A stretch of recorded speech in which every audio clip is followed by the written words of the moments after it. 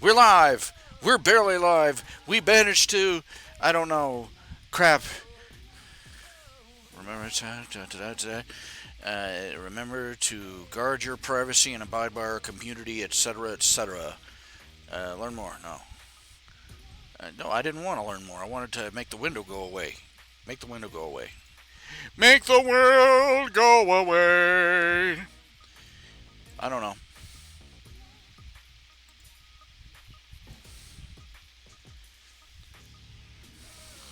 Okay, according to this, I have an excellent connection. Do I have an excellent connection with you all? Are you connecting with me? I don't know. At least the audio seems to be working. I think the audio is working because they've changed shit. Now I can't find nothing. I just don't know, man. I am connected.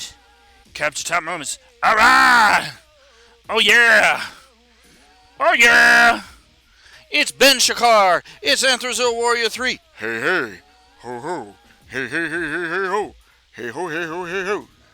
YouTube is not receiving enough video to maintain smooth streaming. As such, video viewers will experience buffering. What the schmuck? Okay? Okay, what the heck? What the goony goo goo? What the ha? What the hoo ha? Your stream is. It goes from stream is healthy to error in 2 minutes. Stream status poor. And bite me. Okay, maybe if I close some of these other windows. I've put up a couple of new chapters. There's a new chapter to Ladybird, and there's a new chapter to Coyote. So, enjoy! Enjoy, darn you! Enjoy! Cartoons and memes, why not? Blah, blah, blah, blah, blah, blah, blah, blah, blah, blah, blah, blah, blah, blah, blah, blah.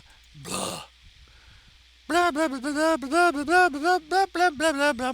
Oh, found a fan fiction you might like to say. It's a worm fan fiction. It's called With Friends Like These. It's I'm looking at it currently. It's on Space Battles forums. It's called With Friends Like These. Ellipsis. And the basic theme is basically Taylor. She triggers same story. Same old. She's shoved in a locker. She has it's really horrible. She triggers. But instead of getting power over insects, what she gets is power over what seems to be three teeny tiny little versions of the Endbringers. If you know Worm, if you know the web serial Worm, you know what I'm talking about. The Endbringers, the three giant world-destroying kaiju, and well, read it. It is it's cute and it's fun. It's hilarious at points. It's only 5 or 6 chapters in, but it is hilarious, really.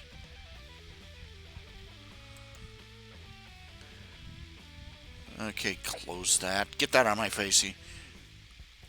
Hey, hey, hey! It's Fat Ralphie. Allow embedding. Paid product. Promotion. I don't have embedding. What is this? More info? Maybe I should. Maybe I could. I don't know how to get that. I have no idea how to. Okay, details, live chat. Mr. Cartoon Critic, Anthro Warren, Ben Shakar. 3 people in the audience. It's Bad Rush. Bad Rush is here. Not enough video to maintain smooth streaming. Does not support, let's see, closed captions, 40 pics in 4K resolution, stream latency, 360. I don't know what 360 degree video is. I have no idea. They have so many settings, and I don't know what they all mean. I don't know what any of them mean. Concurrent viewers, 3. Likes, 0. Thank you. Okay. But as I was saying, oh darn, I'm out of Dr. Pepper again. Where's all the Dr. Pepper? Where's all the Dr. Pepper gone? Why are we always out of Dr. Pepper? And then I look over here at an empty bottle. Oh, that's why. I'm sitting here vibrating like a tuning fork. Gee, I wonder what happened to all the caffeinated drinks. But okay, please type something. Tell me, is the video fairly smooth? Is the audio at least fairly smooth? Are you getting a lot of buffering? Because I may stop this and twiddle fiddle fiddle faddle with the settings again. I probably ought to put it on normal latency for one thing.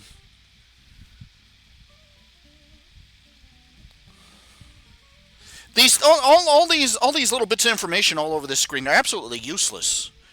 They 10,000 different ways to say you're screwed.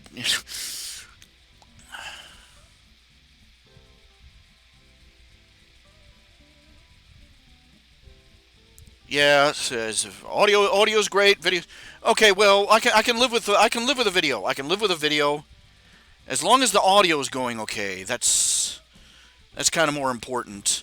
Considering all that the video's for, all the video for is to the service here. All the video for is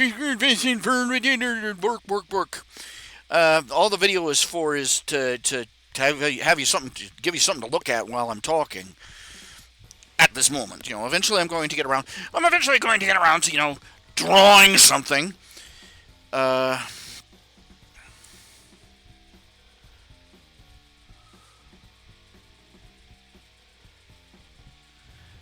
the thing of it is, that's what sucks you in. It's a fairly good story, but it keeps getting darker and darker. And let's put it this way: for him, for the guy who writes this, Wild Bow, I'm assuming it's a guy. For all I know, he could he could be a transsexual. I don't know. For him, the Godzilla threshold. You know what the Godzilla threshold is? It's where the point in the story gets so bad that you could drop a radioactive, fire-breathing kaiju into the middle of the setting, and it would not necessarily get worse. Okay, for most people, the Godzilla threshold is a threshold, a cliff over which the story goes. For Wild Bow, it's a staircase.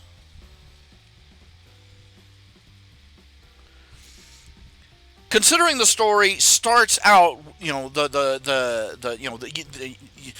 dropped in media res into the story several months after the trigger event. The trigger event that Taylor goes through is never shown itself. It's only described, backwards, as a flashback. But considering the story starts with a girl being bullied so hard she has a psychotic break, basically. She gets bullied. She gets stuffed into a locker full of rotted feminine hygiene products. Because stuffing somebody in a locker long enough, for 6 to 8 hours isn't horrible enough.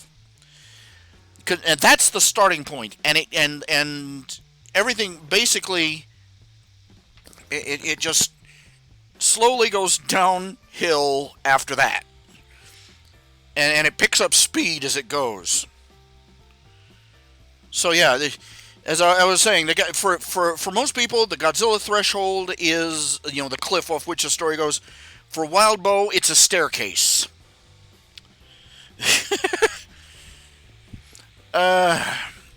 Probably repeated myself saying that, but I said it was so nice I had to say it twice. Okay, I'm gonna where's this? What is this? What does this button do?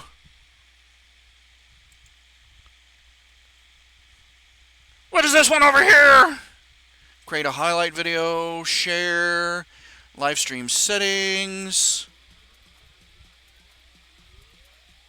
I'm tempted to start it and adjust the latency on the stream, but I think I'll pass on that, because as As long as the audio feed is going out live and going out smooth, I don't care what it says.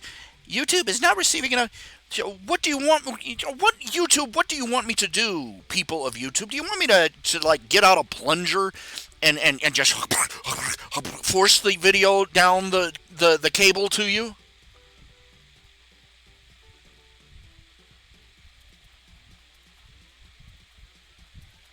You see, all these people who poo-pooed the idea of net neutrality, we lose net neutrality and things, see, everything's working just fine. You're not going to see it up front. They're not that dumb.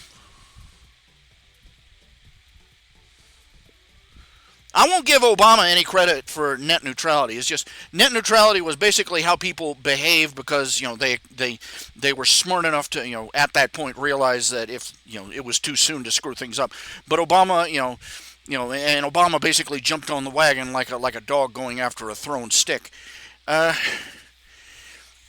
but the making it law seemed like a real damn good idea to me. And then they revoked it, and the guy that revoked it had his pocket stuffed full of cash from all these corporations. Oh yeah, he really had our interests at heart. They're not going to go out there and just bugger the internet over right up front. They're going to do it slowly, a bit at a time, kind of like they're doing now, where you have instead of being providers of a service. Now they're setting themselves up as gatekeepers, blocking access to, just making it really interesting and really difficult to get access to sites that, they don't politically approve of. You know, YouTube's been up to it, Google's been up to it, Facebook's has been up to it. Oh no, we don't need net neutrality. Oh no. See, everything's the same, said the frog in the pot of boiling water. Some people, unless it jumps up and literally rips their testicles off, they don't realize that it's a problem until then. Oh yes, there's a sequel in the works. It's called Ward. It doesn't follow Taylor. Taylor basically ended up in a world with no superheroes. She lost her powers, and now she's living the normal life because superhero worlds suck, the whole the deconstruction was complete with her. But the other story is called Ward, which follows Victoria Dallin, Glory Girl. After she's recovered or cured or basically restored to humanity from what her sister did to her. And if you don't want to know, you don't want to know. Trust me, it's this body horror, fantastic. It's just like I said, Wild Bow is every chapter is let's see how bad we can make this one suck. But anyway. Where was I going with this? I don't know. We're off, over the river and through the woods to grandmother's house we go. Oh, speaking of family, my family, my sister, she's the one who finally picked up the big hint I've been dropping for a couple of years that I'd like a new bathrobe. And I said, if she was asking, is your house heater doing okay? Is it enough to keep the place warm? Would an electric blanket help? I'm like, yeah, the house heater. Well, but the excuse me a minute. I do not want to meet the artist. Okay, you post your music video. I don't want to meet the artist. Thank you. I want to meet the music video. But moving on. And she was asking what I've got like two electric blankets lying on top of my bed, two of them. Neither of them work. They're both by what's the name of the group? Solarium, Sunbeam, I think. And they crapped out after a couple of weeks. God only knows why. And I will admit a certain discomfort with the idea of being lying there asleep under something that's plugged into the wall. This that kind of thinking was the kind of reason that the Victorian era was all full of household accidents. People that they used to. But the and I said what I could really use is a new bed. The one I had, I've been wearing it for it was literally more than rags, literally barely more than rags, and it was embarrassing that it was the only thing to be seen in. It looked like I got it out of a dumpster at this point. And she said, I would love, as I've been saying for years, I want a bathrobe that trails to the floor, big baggy sleeves that go all the way down to my fingers, big baggy hood. I mean, I want to look like Emperor Palpatine, slumming it. I want to look like Darth Sidious would look if he had been into comfort rather than into galactic conquering. And I go out on my porch one day, and there it is. It's in a box, and I pull it out. It's a dark gray color, and it's made of this fuzzy material. And yes, it actually wraps all the way around me with room to spare. Has a great big hood, big baggy sleeves, and trails all the way down to my toesies. And it's so warm and fuzzy.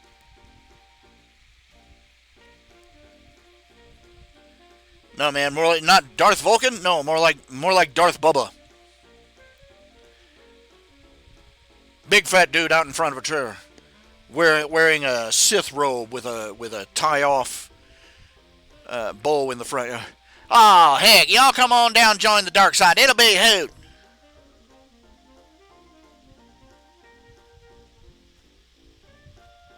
We got Ewok on the barbecue.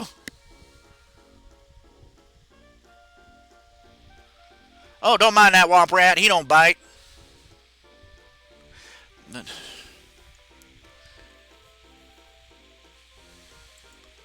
But anyway, I've got, as I was saying, yes, I have finally gotten out some new written chapters. But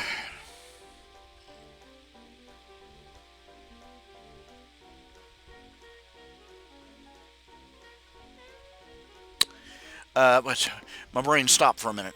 I've got a new chapter out of Lady Bird. It's not a really long chapter, but I also got another chapter out of Coyote.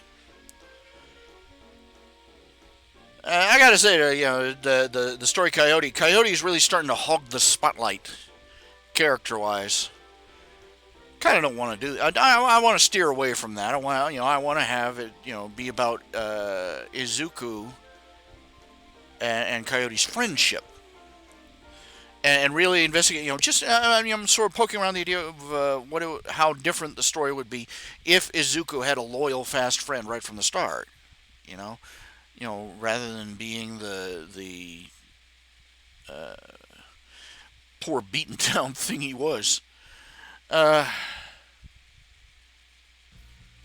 No, I have not seen The Mandalorian. I don't watch TV. Don't have a TV. Well, I do have a TV, but I don't have cable. Yeah, I've seen pictures of the baby Yoda, and I'm like, yes. And I've seen all the memes of the baby Yoda, and I've seen all the drawings of the baby Yoda, and I'm like, okay.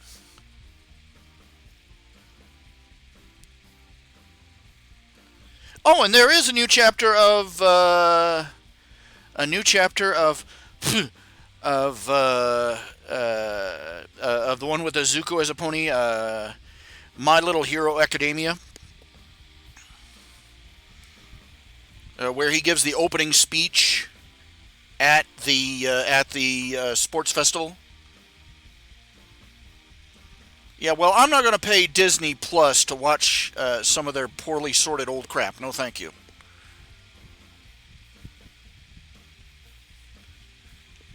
I'm on Hulu for a free month. Hey, they offer me a free month. I'm like, boop, okay.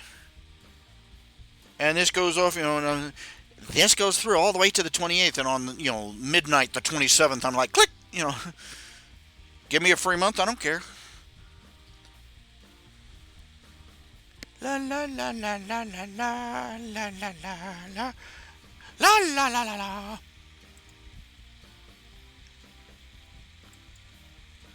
Well, no shit.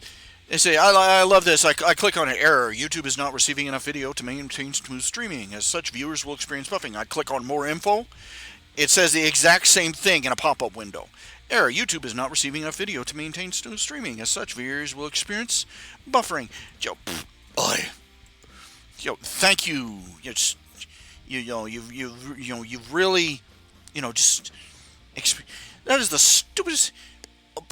Okay, I'm feeling offended on behalf of web page coders everywhere looking at that. Uh,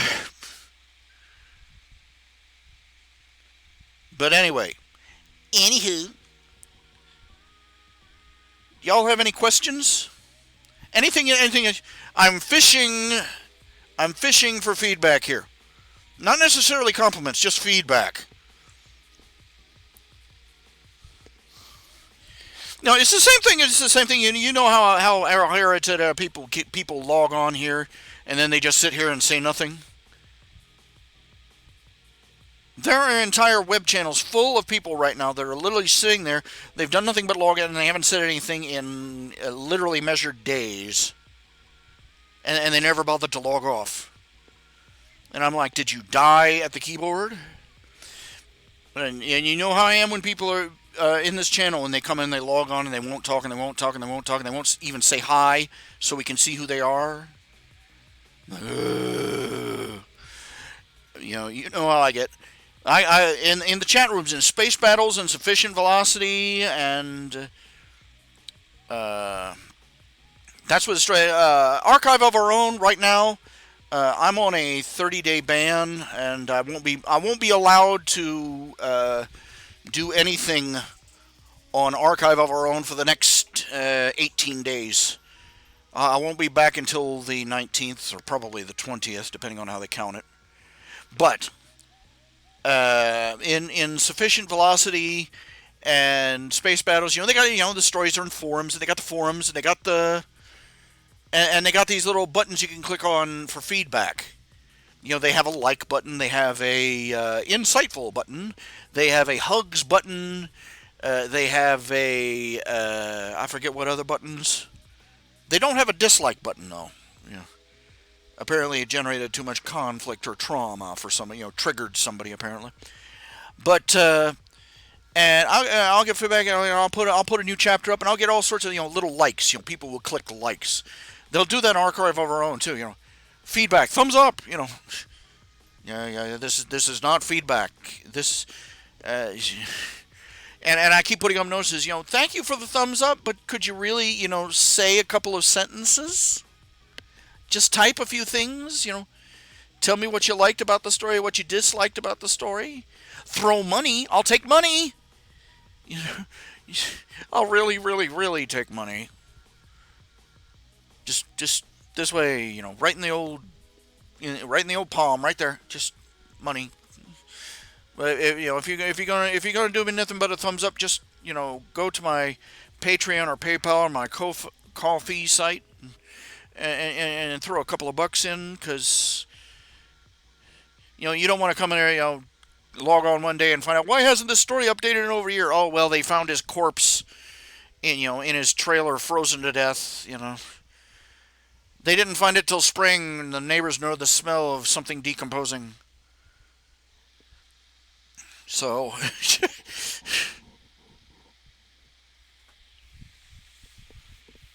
no, I didn't criticize Islam or socialism. I had a thing on the bottom of my page said, for more of my stuff, go to my PayPal, go to my home page or to my Patreon page. And apparently somebody decided to interpret that as having the cup out. You're not allowed to openly ask for donations. Now, I will note, the phrase that I put up there was pretty much exactly just about word for word what they said was, this is a permitted phrase. You can say, go to my webpage for more. And I said, okay. I put that up on my page. And what do? They ban me. And there are dozens of other people out there that have links on their page, fake link, hidden links, with the words spaced out, on my P8 Treon, and talking about their donors and thank you so much for your donations. You're keeping me alive, and no big deal. But I did it, and somebody decided they're gonna get jump down my throat. You know, judge as you will. Apparently, let's see. I've been accused of plagiarism at some point, and I was accused of harassing someone.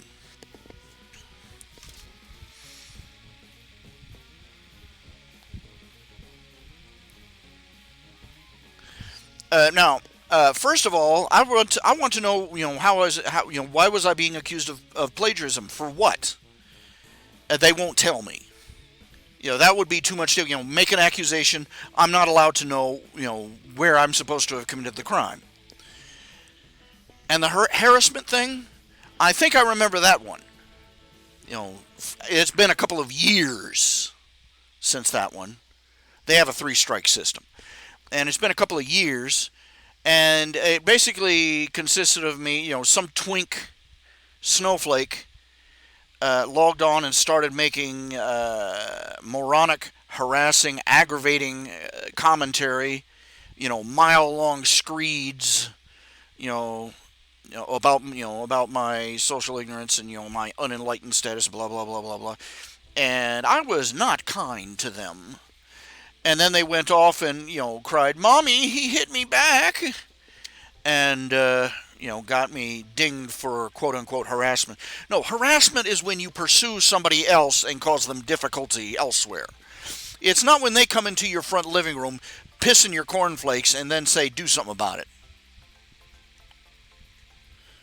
That's my stand on it. Disagree, you're welcome to disagree. I can't stop you from disagreeing, which is kind of the point of free speech. But, and most people think that I'm a abrasive ass anyway, so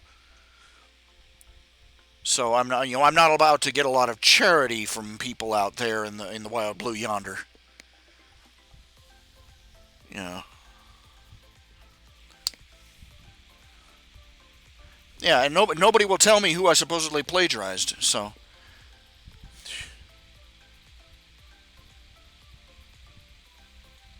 Okay, have I heard of Thundercats Roar? No, but I've seen some of the art. And I'm like, what the fuck? Pardon my language, but what the fuck? I've seen pictures of the guy who created Thundercats Roar. There's a round-faced guy with a neck beard. I'm not kidding you. Neck beard, square glasses, and a top knot on the top of his head.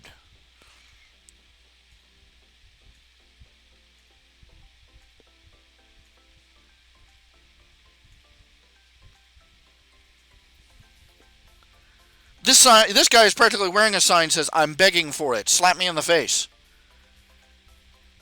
Have you ever seen anybody you just looked at and you wanted to smack just from seeing them? That it was extraordinary. I'm like, and I looked at him, and I looked at his travesty of a cartoon. Let's face it, Thundercats, when it came out, the original Thundercats. Okay. First of all, it personally bugged me that they basically look just like ordinary humans in face paint. I didn't like that. I mean, like, if they're going to be cat people, make them cat people. Give them the nose, and and the muzzle, and and a tail. Expend a little effort. Break away from your etch-a-sketch tracings of of the human face. You just. But and it was just a typical 1980s cartoon. But what this guy has done with it, it's okay. It's a travesty. I don't even have to watch a single episode. I look at that and it is below Steven Universe quality, and that's tragic. That's pathetic.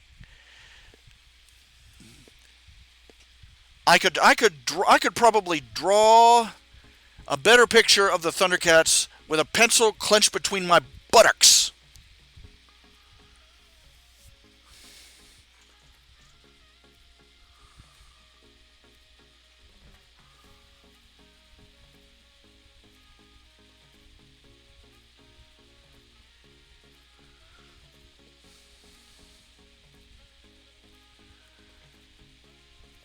serious. I mean, I took one look at the work, and I took one look at the guy, and then they shoot over, and this is the man that created it, and it is a giggling idiot sitting there, and with his top knot bobbling around, and I was it was almost like I almost cat like I just wanted to just reach up and just smack the heck out of that stupid little bobble, and then work my way down to his actual head.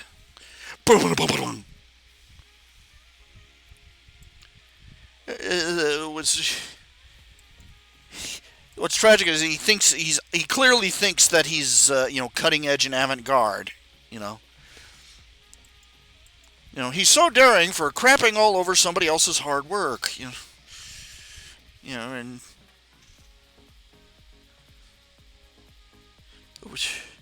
what is it with these people? They grab hold of franchises with a built-in fandom.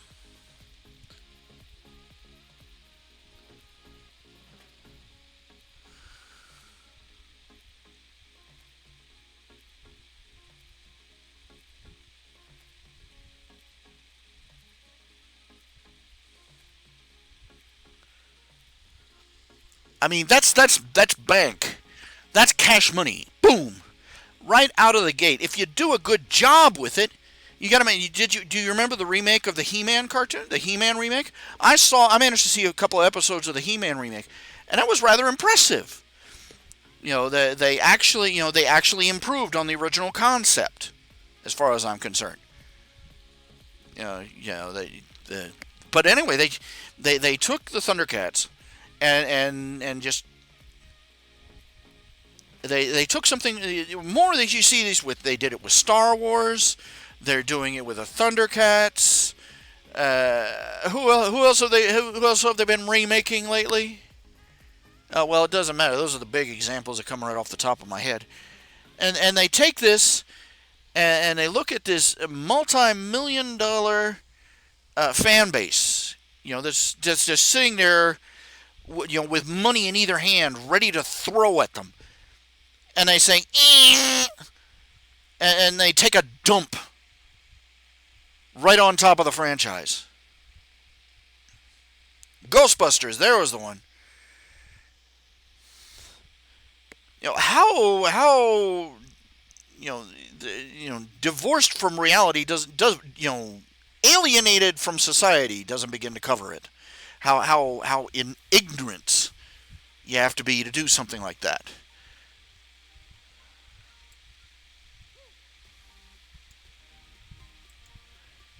You can't do what these people are doing to these franchises and sincerely believe that I'm improving it. I'm making it better.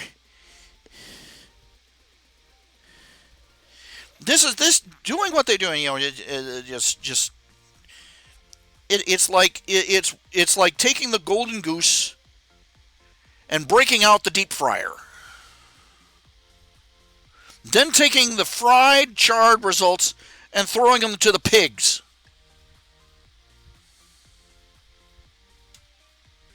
I just don't understand why it didn't sell. It's the fans' fault. You crap all over something the fans love. They're horrified and angry, and it's their fault. Just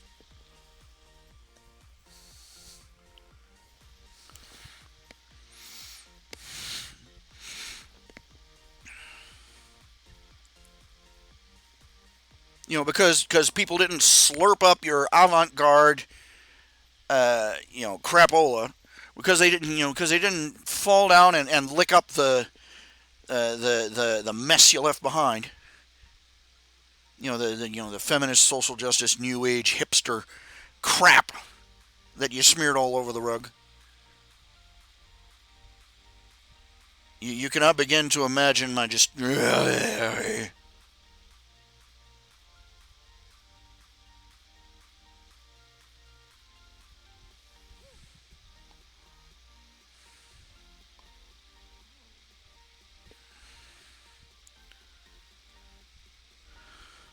I don't care if people boo me for saying it. I've seen what they applaud, so.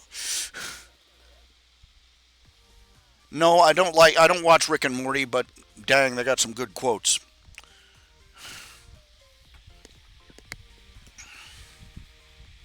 No, I've not seen the new Mr. Peanut commercial. You got to remember, the internet is it for me. I don't have television. I don't have cable.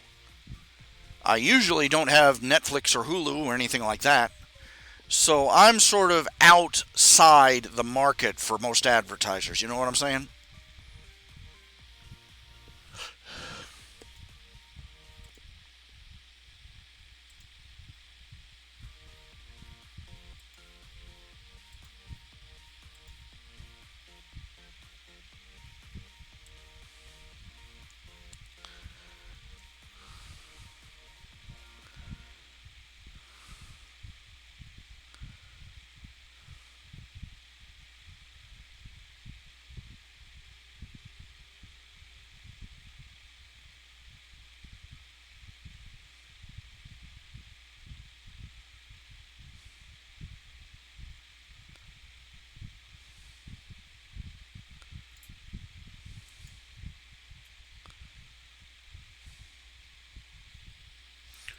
What can you do? What can you do? What can you say?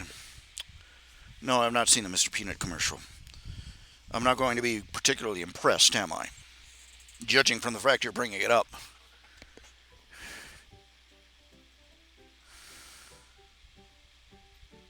This is your way of entertaining. You come up to the fence and throw some raw meat over the fence. See what I'll do with it.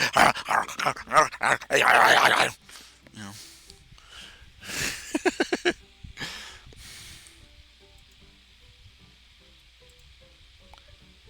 I've recently gotten a lot more. Has anybody seen the latest couple of? Has anybody seen the latest couple of old Vic cartoons, comic strips? The Old Victorian. Is anybody following the Old Victorian? Daniel Meyer said he'd have about two or three more scripts for me later. I'm still waiting, so it's sort of idle. It's become it's become another income stream for me. Uh, well, well, I wouldn't want to call it an income stream, more like an income brook, income ripple, income trickle running off the roof in winter. I don't know, something like that. But it's always appreciated. But anyway, have you is none of you are saying anything. You're not saying yes. You're not saying no. So I'm going to assume no, you haven't. That the last couple of strips.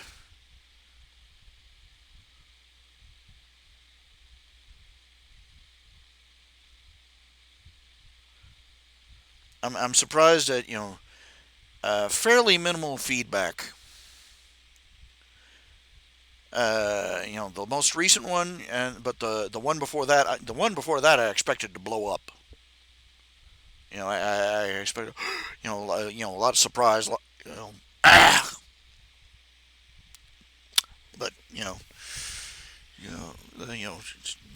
basically it was just the usual few posts in the Google on the forums page for my site.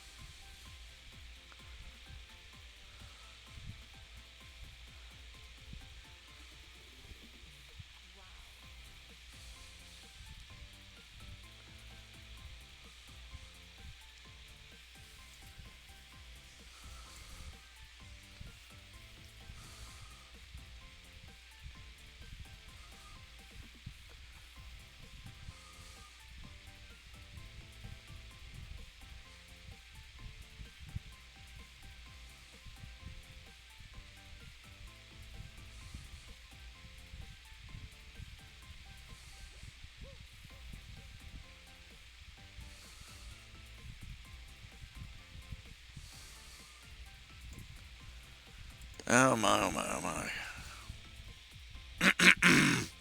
Starting to get a little Sore the throat. I have to go get some drinks or something to drink or something. All right.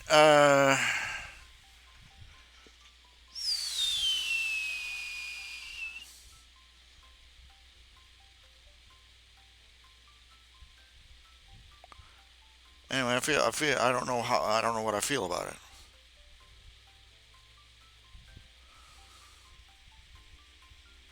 I've not seen the new Mr. Peanut commercial,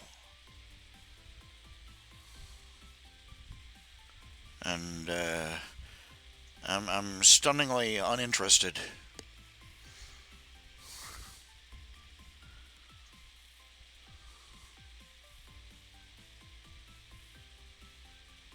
You know what my earliest memories of Mr. Peanut was?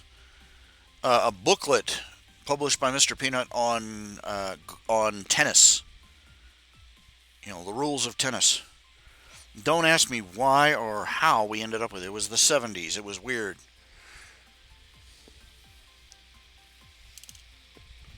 Growing up, I didn't know Mr. Peanut was advertising actual peanuts until I was several years older.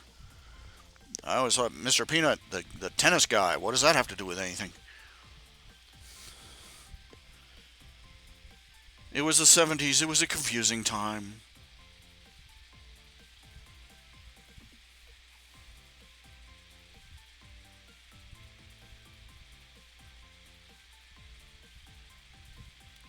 I'm just. Mm,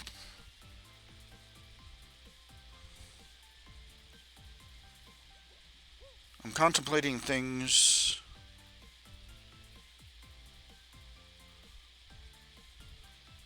My own indecisiveness is probably keeping me from making a mistake. So, eh,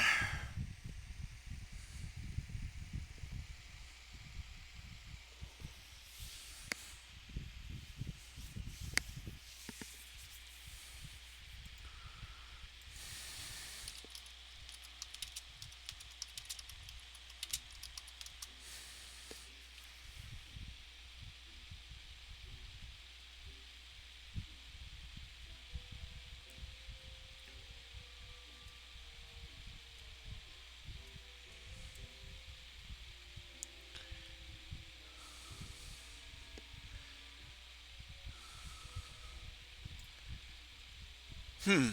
You know, according to this, 23.19% of the furry fandom. According to this survey taken in 2014, 23% of furry fans identify as Christian. 3.9% identify as pagan. Oh well, let's see here. Let's see what it says here.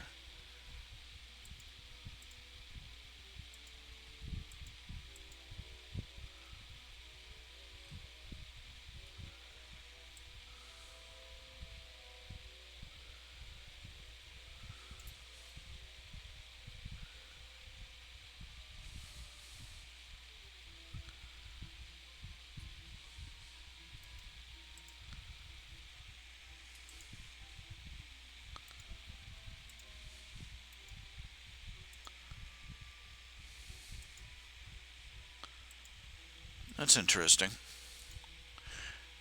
Oh no, is it freezing again? No, it's not freezing.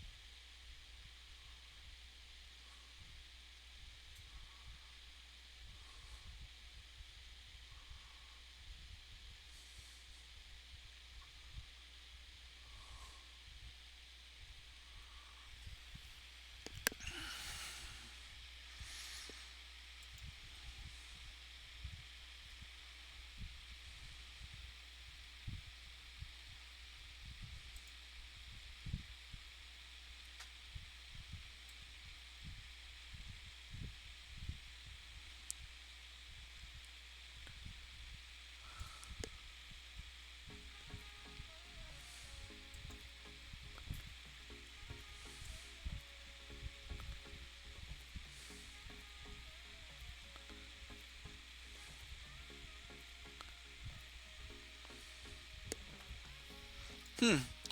26%. Let's see. 2007 survey. Only 26% of respondents reported owning a fursuit.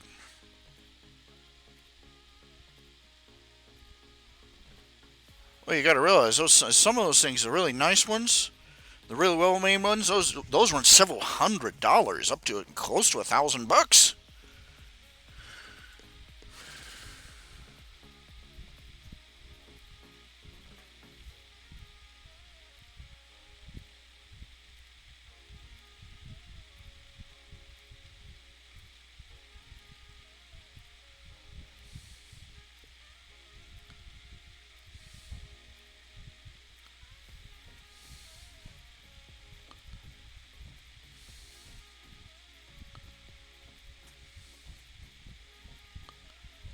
Hmm.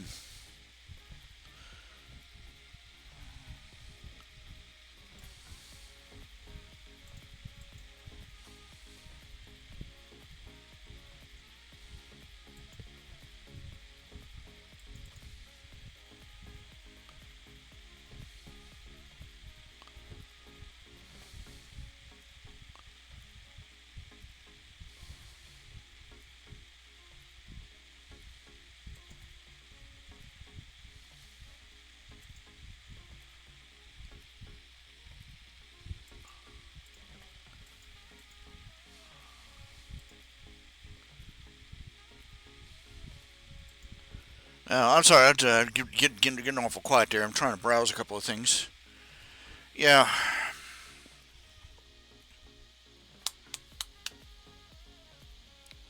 the news strips. Uh, yeah, they're on the saucy line. Yeah,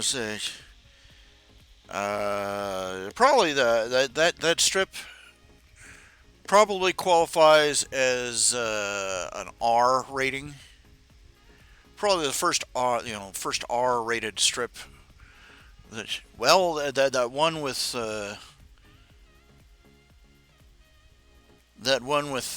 Zelda and Nip. That one was PG-13 edging into R, and this one that the next to last Victorian is probably pretty much R.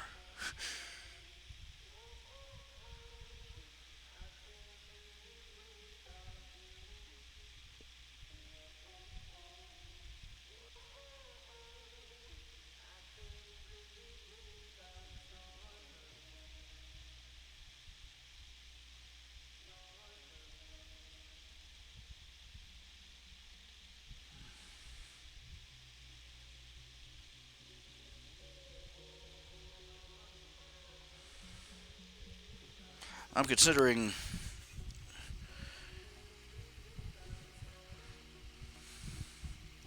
I'm considering maybe loosening up my restrictions on doing more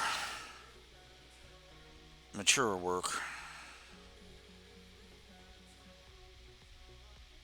But I don't know what I was expecting. But part of me was part of me says yes, part of me says no, part of me says but I don't know what I was expecting. Oh, fireworks, explosions, chaos.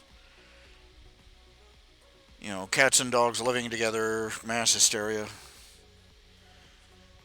Seriously overrating my own importance in this area. You know what I'm saying?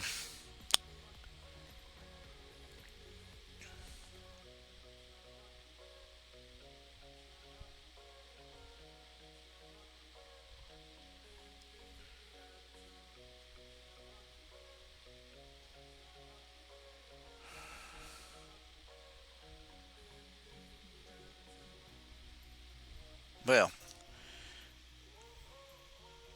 no. But I forgot. I lost my train of thought. I don't know where I was going with this. I don't know where I was going before this.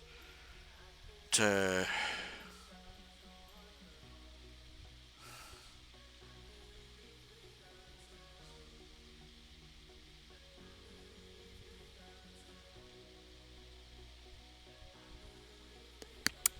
well, Let's see. Probably should start working on one of this. Let's see. Recent nip and tuck. Okay, let's work on the latest nip and tuck strip here.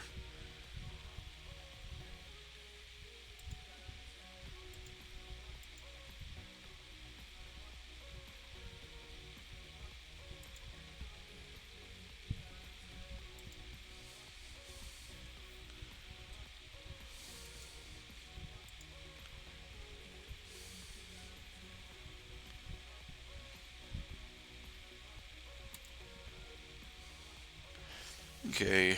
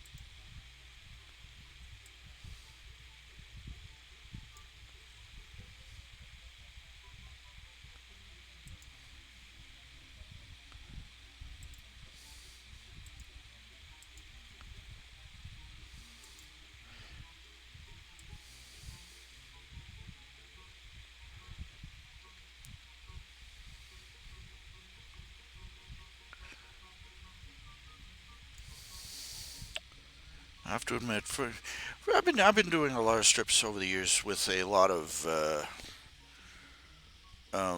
prurient appeal.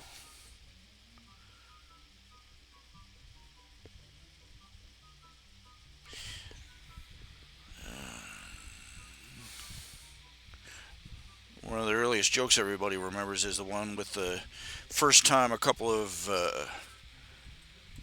Malarkey County girls showed up on the scene wearing Daisy Dukes.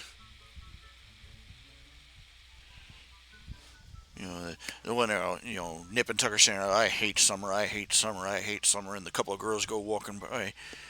Whoo, summertime's here, time to strip down. And they throw off, and they got little tied off shirts and cut off jeans all the way up, and the two boys there. I love summer. I love summer. I love summer. You know,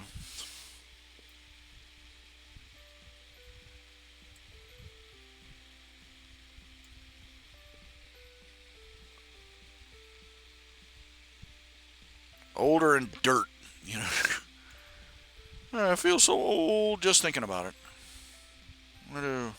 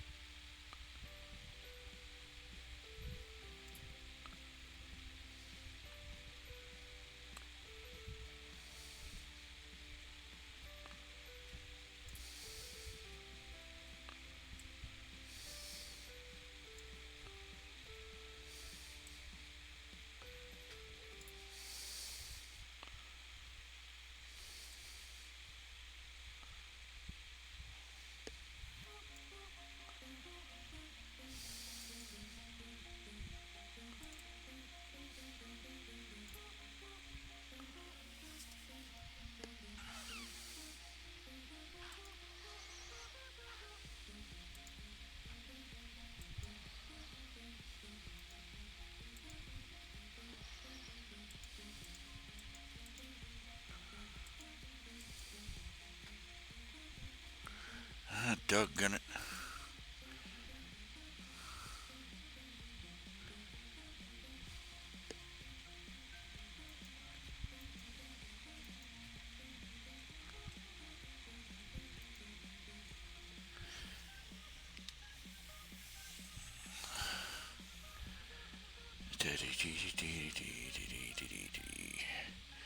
Fully on it.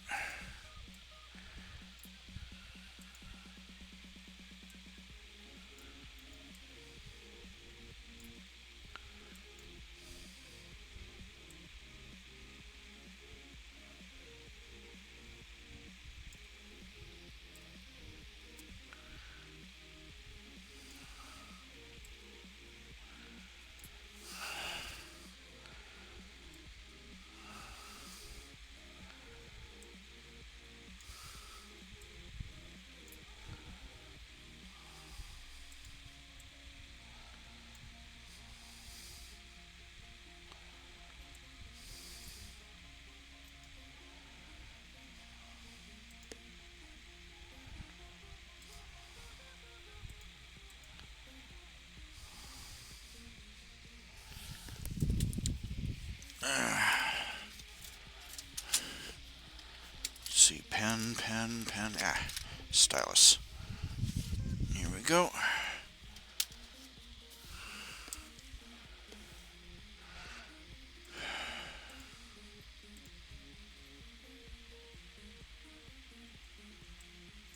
That's part of part of what's holding me back. Part of what's holding me back from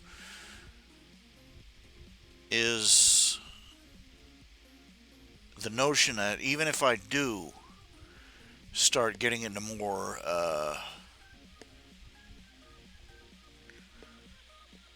mature art,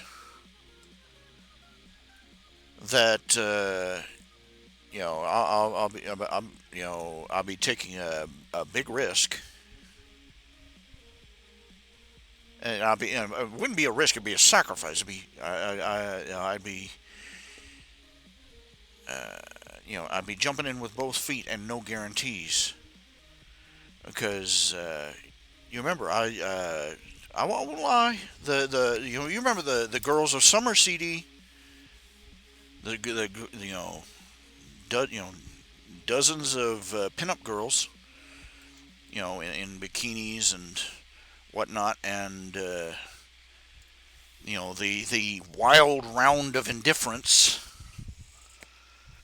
that it generated.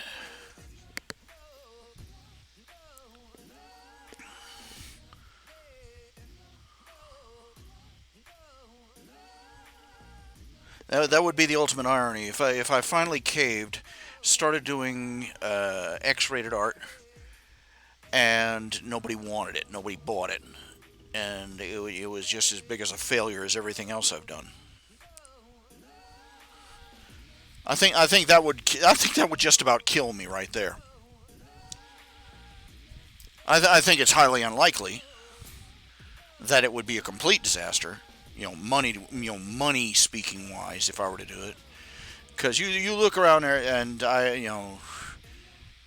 people selling people selling porn don't exactly, there aren't too many people that fail at selling uh, sexually explicit material.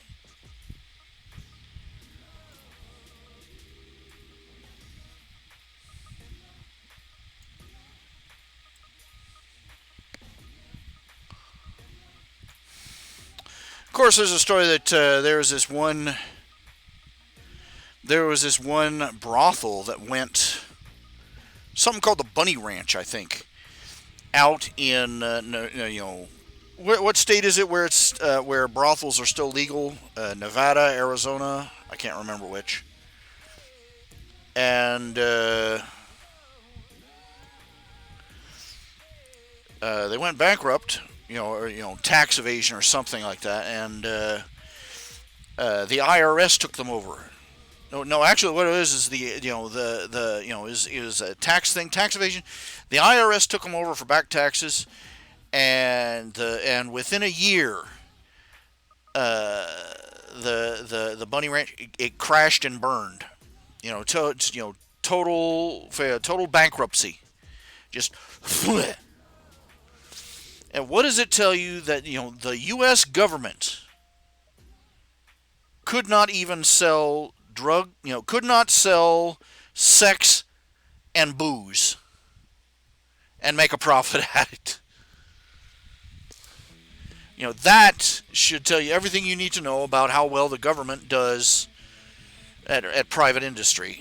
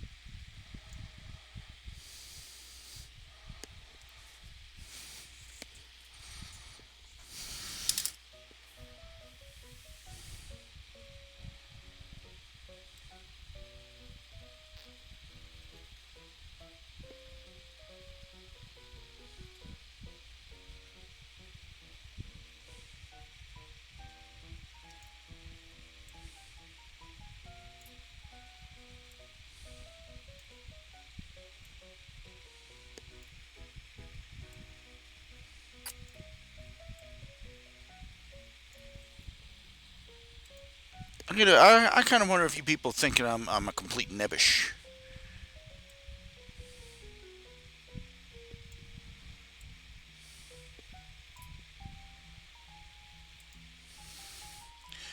Because I'm always, he just cries and whines and moans about and frets about crossing a line, and he's always inching towards it, and he never quite does anything, and then as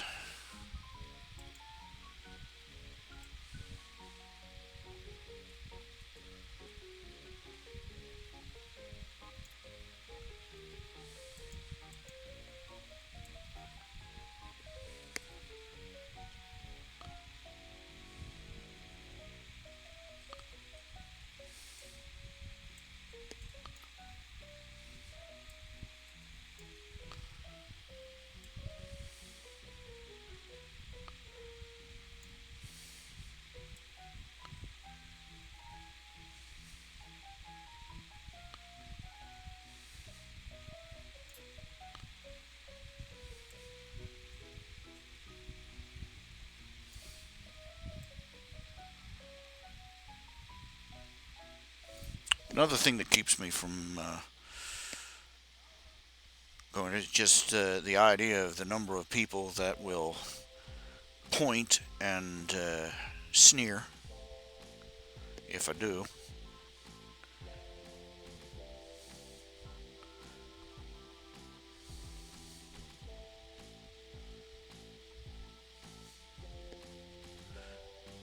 Those things aren't enough to keep a person on the straight and narrow, you know that?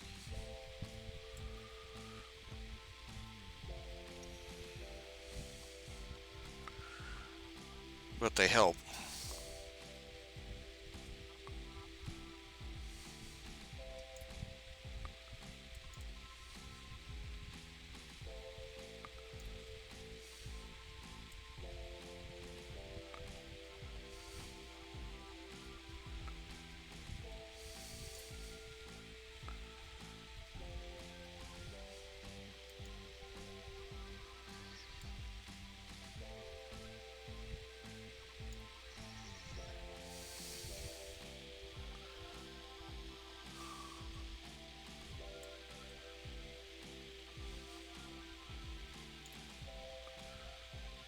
There are so many things I looked at myself in the past. I said I would never do that.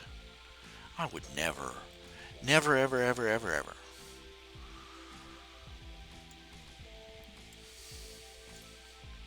Here I am.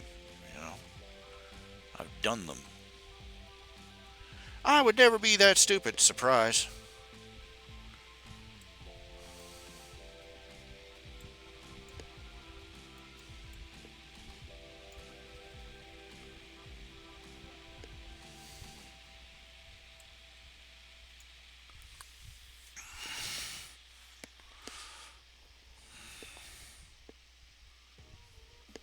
At what point do your ethics take a back seat towards just making sure you survive?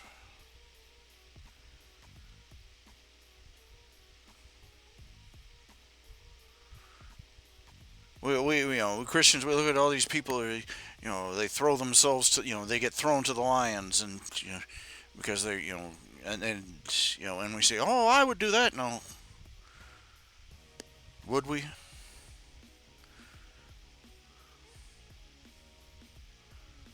Would we rationalize? Would we, in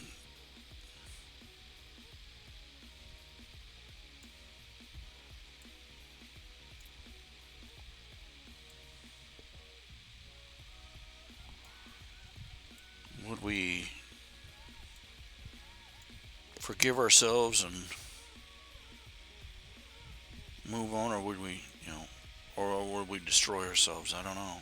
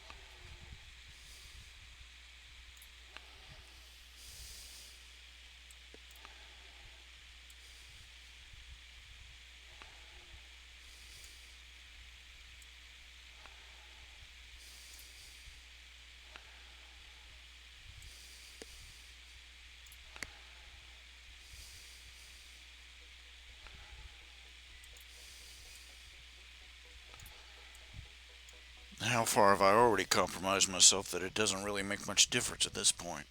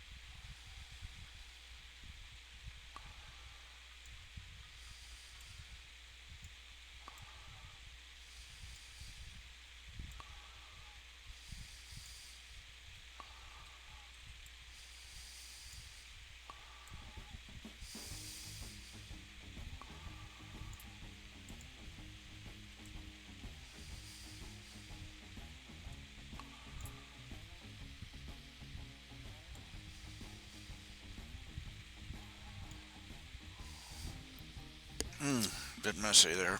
Let's try this again.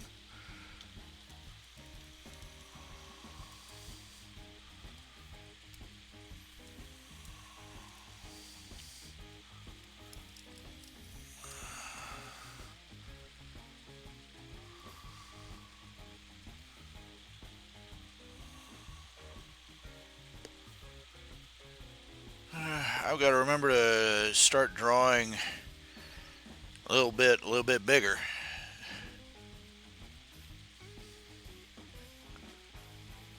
Seeing as he's supposed to be a teenager now. And he's going to be a hefty boy. Not fat.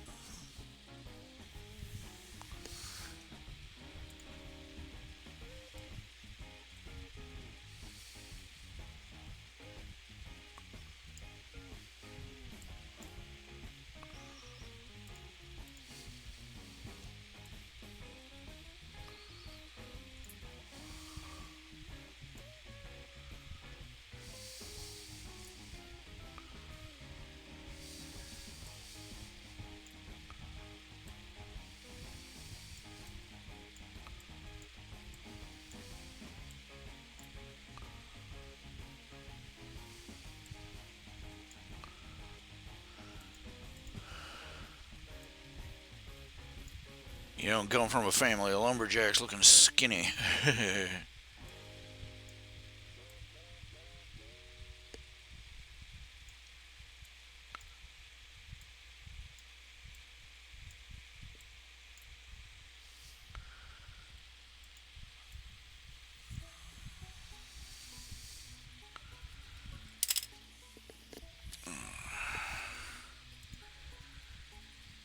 Let's see, documents.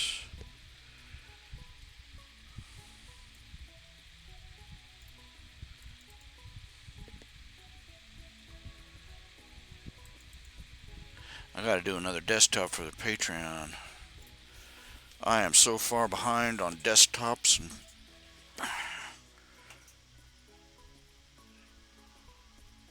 well, life's a joke. I'll do this, I'll do that, I'll do this, I'll do that, and I don't do jack squat. Alright, here we go.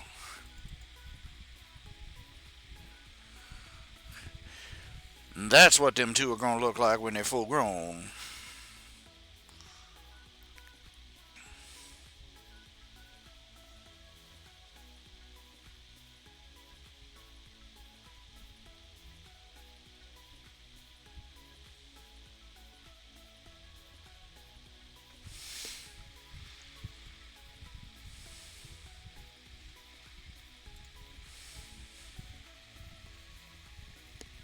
Is anybody out there? Come on, somebody say something.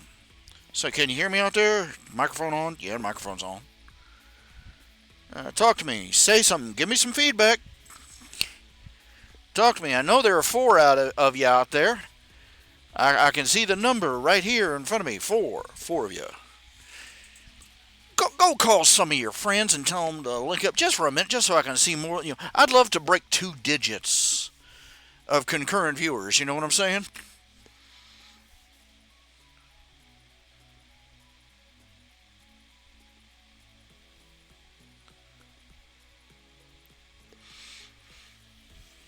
Don't leave me alone out here.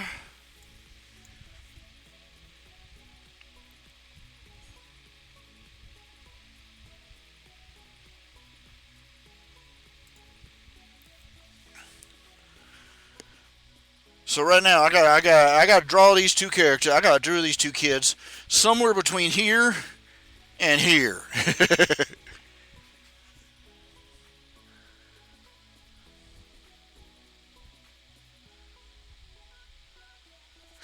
Makes me think of all her brothers and sisters, all her older brothers and sisters. I remember seeing this one photograph. It was this one woman. She had 2 sets of twin boys, and then she had a little girl. They had a family photo. Those two twin boys, you know, all 4 of those twin boys looked enough alike that you couldn't tell them apart.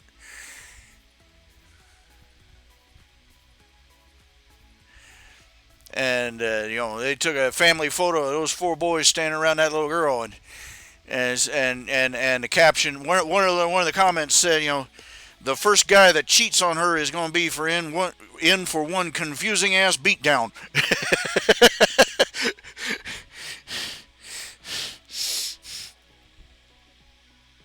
I'm just picturing what oh Lord Almighty, what happens if the rest of her brothers and sisters decide that poor Tagger broke her heart or something. He gonna have to move to another country.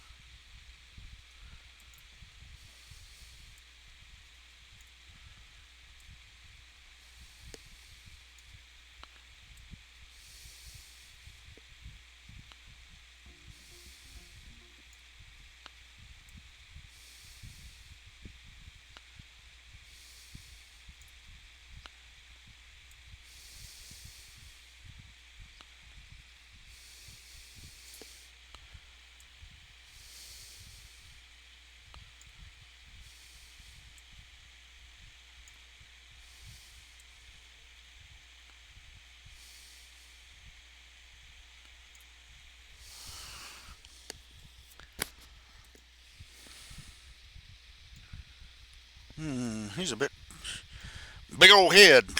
Got a big old head there. It doesn't just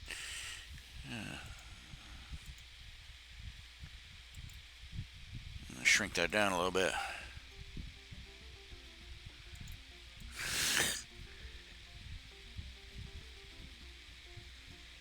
You don't realize you're doing. People ask me why I use this program for all my artwork. There's your answer. Mm-hmm.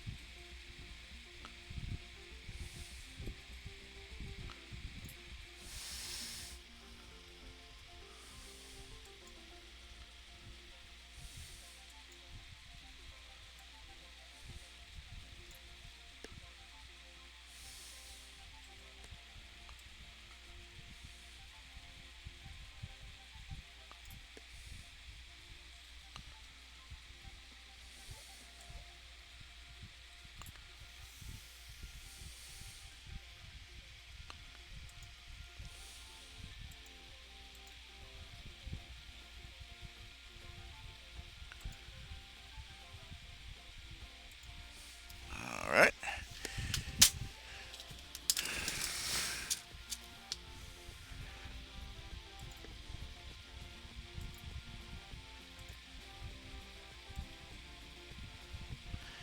See, switch to digital to see. Let's see, digital strip 2.0. Pizza Dude. Pizza Dude is the guy that makes these. Let me see if I can find him here. Pizza Dude. Uh, Pizza Dude DK.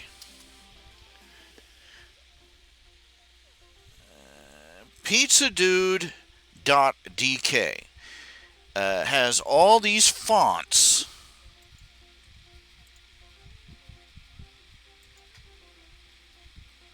That's Pizza Dude DK. And he generates a lot of fonts. Some of them are pay to use, but a great number of them, including the ones that I use, are for free. One in particular I use is the font I use for my comic strips is Digital Strip 2.0. And it's a snazzy little thing. Looks just has the inked look.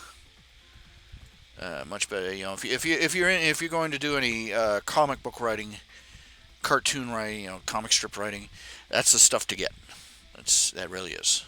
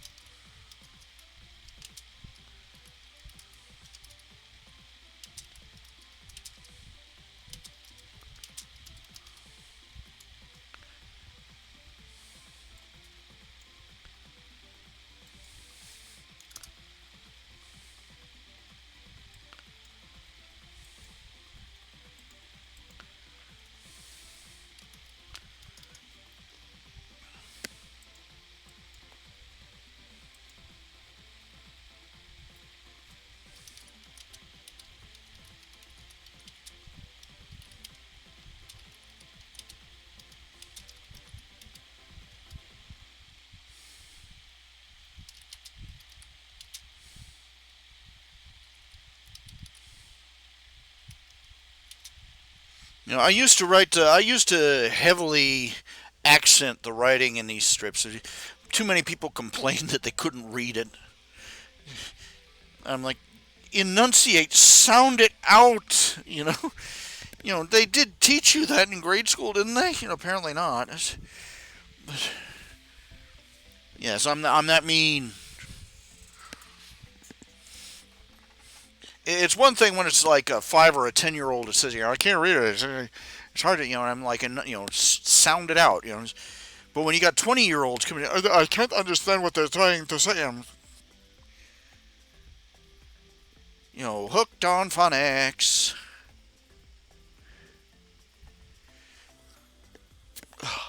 I tried to give up my reading habit, but I'm hooked on phonics.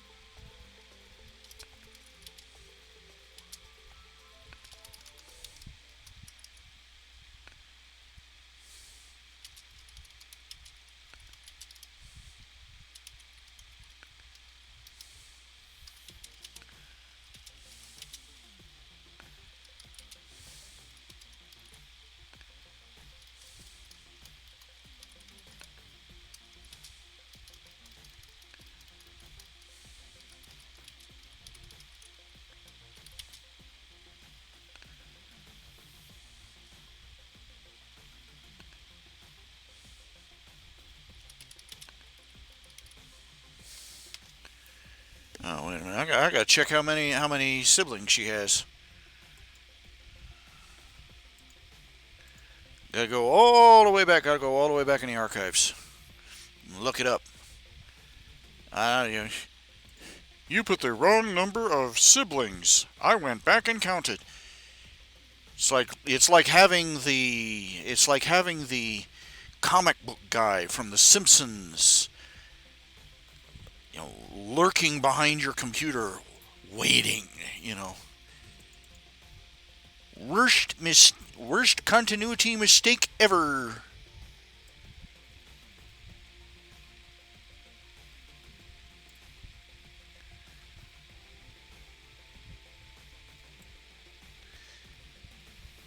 And for the life of me, I can't remember where in the archives that particular strip is.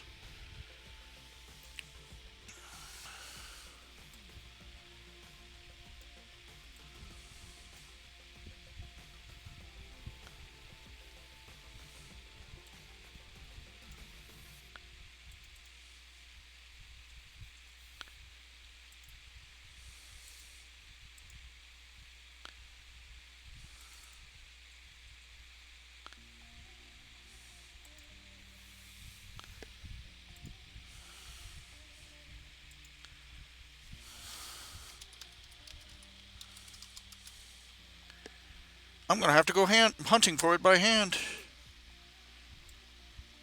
I hate that. Shit.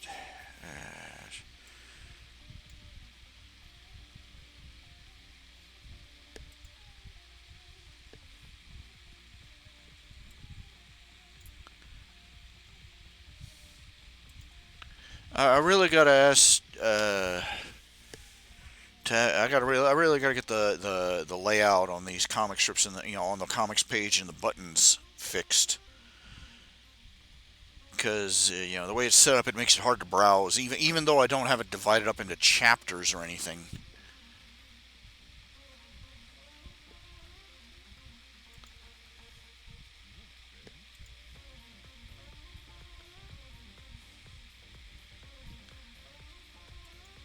Okay, that was third strip was where the Brer Lappin family made its first appearance.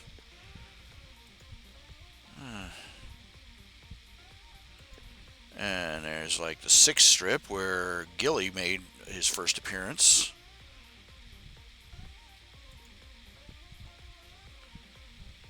Never remembers number 8 better. Let's see. Where could it be?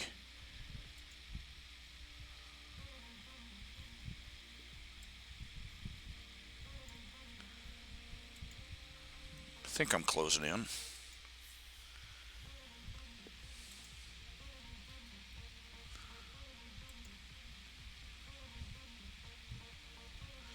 Oh, come on. Roll with it.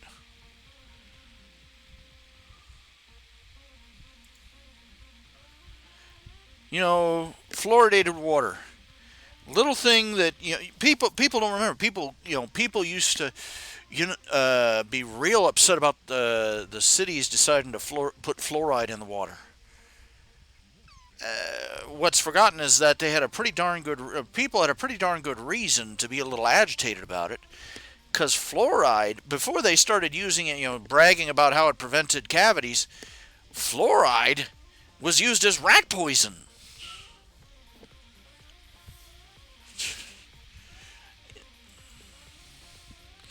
People are too willing to discount the concerns over action. And here's the first strip. Let's see here. The first strip I ever did with salacious appeal.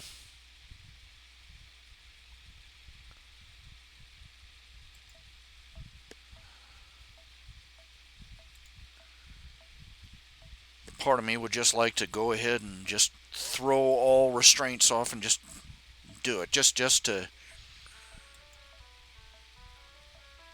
get over it.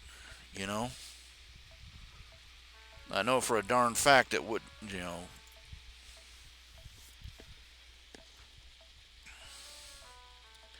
And yet, so instead of actually doing it, I sit here and talk about it all the time. I'm like that little twit in North Vietnam. Yo, don't say, America better back off. We gonna launch nukes at you. Uh, get out of here, roly poly oly. Yes.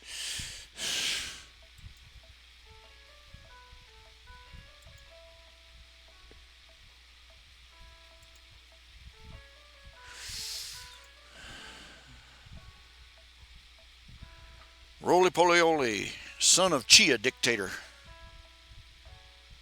Cha cha cha chia, hada, hair straight up. Just you've got to wonder. You've got to wonder how in God's name that was it Kim Jong Il was his name? Kim Jong Un's father. Yeah. Does his father appear? Is this just sort of subtle revenge by his hairdressers?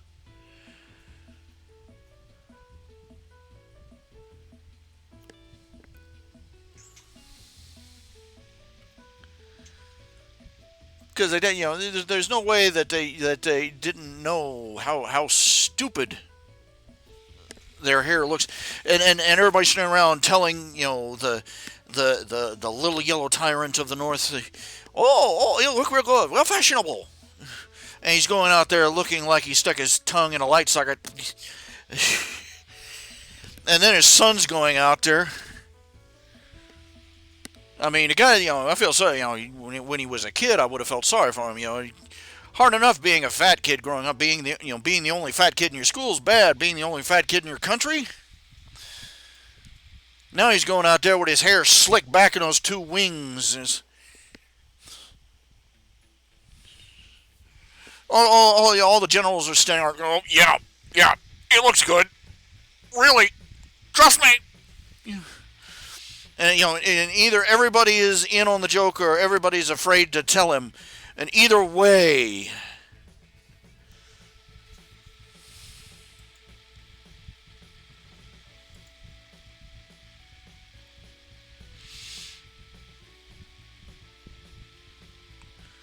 this is better.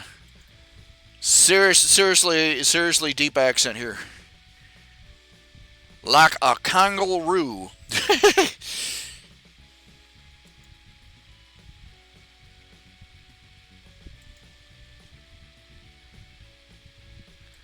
Yeah. So, what I want is I want to get to rearrange it so that the strip goes all the way across the screen. Enlarges so it's all the way across the screen and not just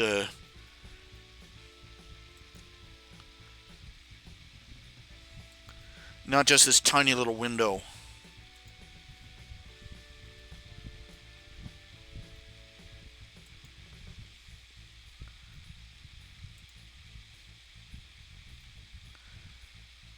I'm looking for a particular strip because I've got to know how many brothers and sisters Lil Bit has. Because that has now become the most important thing in my life to know. Because if I don't get it right, somebody, somewhere is going to go all the way back to strip number 49, and start digging to find out exactly how many children the Rabbit family has. 14 children. Of course, they could have had a couple more since then, so. But I'm going to go with 14 right now.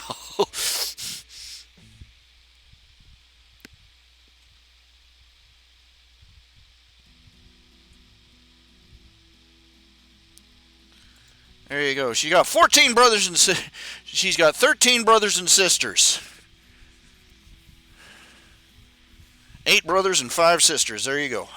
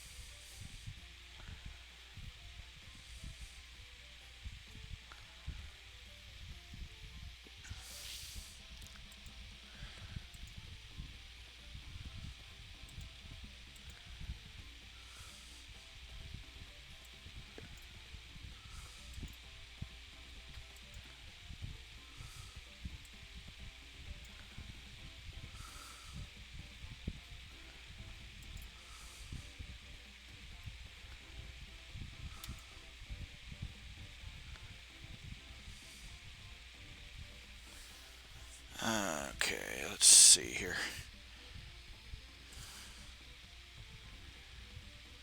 Let's see. New post.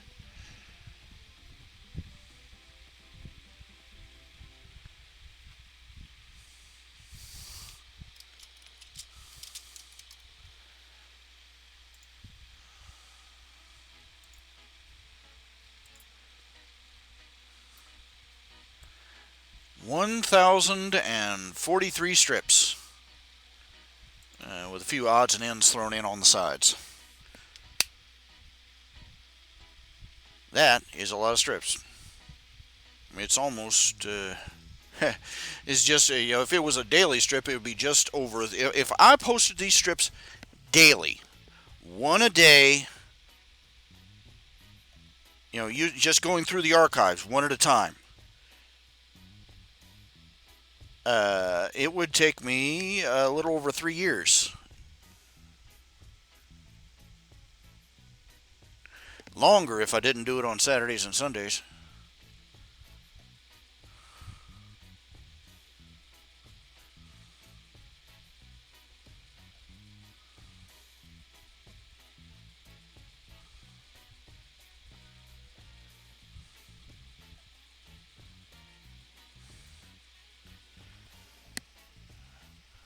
Whoo. Of course, I'd have to post it someplace where absolutely, just about nobody knows me. So they wouldn't be going, "Oh, this is an old one. I've seen it before." But if I could,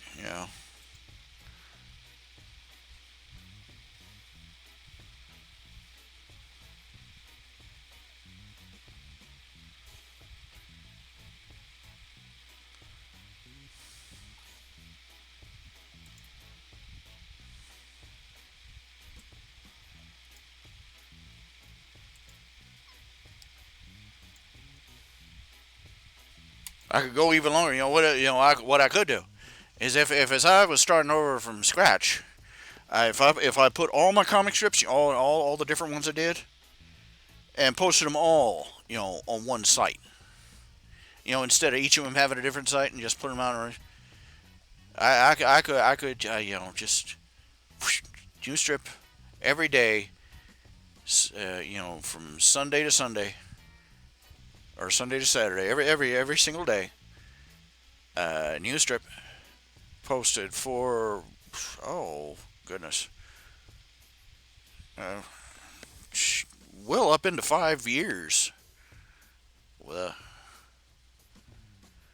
if I ever get I don't if I ever get a franchise in like a foreign country in like Japan or China or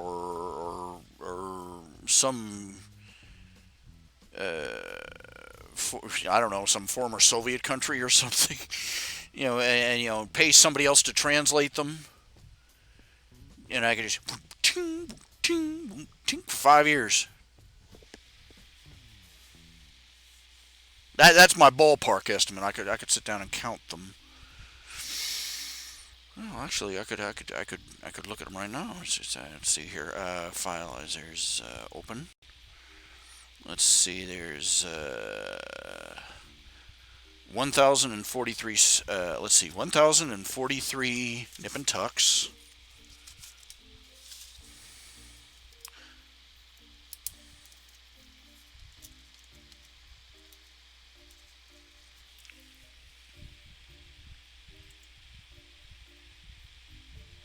Uh,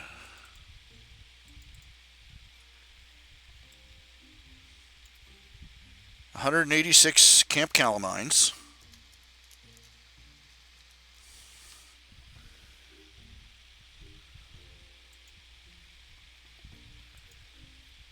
And should I count should I count the comic book ones or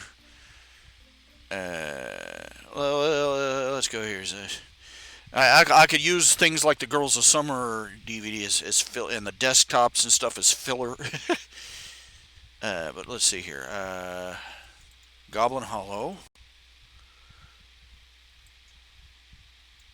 408 Goblin Hollows. I don't know whether I would post Goblin Hollow or the original uh, Under the Lemon Tree. I don't know. Nip and Tuck, already looked at that one. Pinups.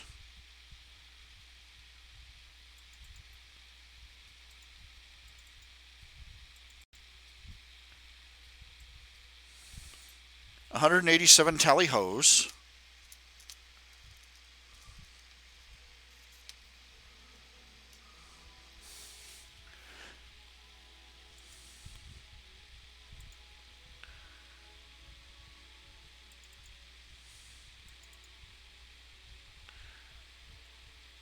The undefined strip was experimental thing. 12 of those.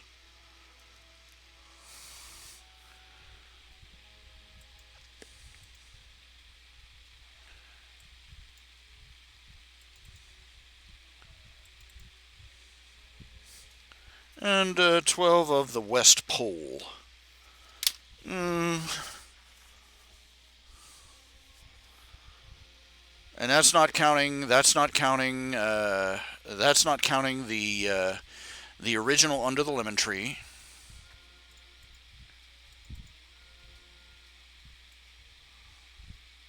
which came out at 513.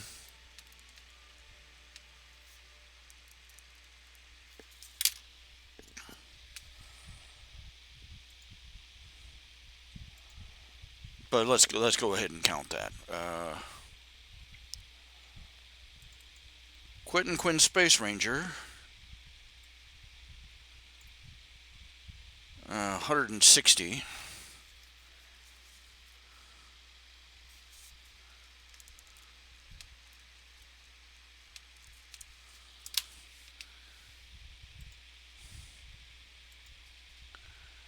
And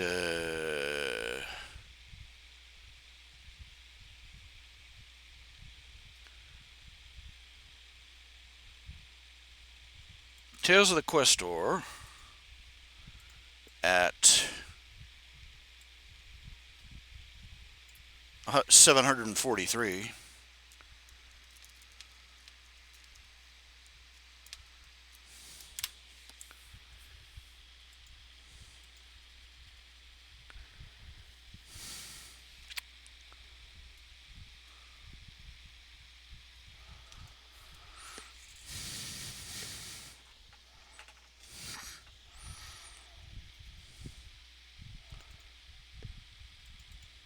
Fellowship of Heroes at 54.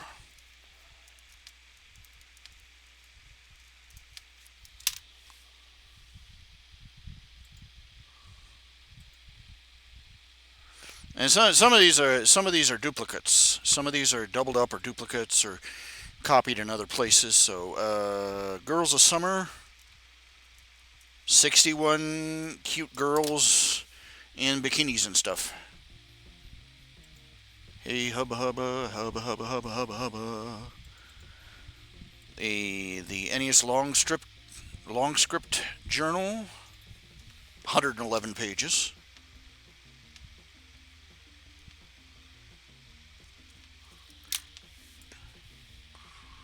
I'm just counting how many Patreon desktops. Those aren't exactly numbered. Let's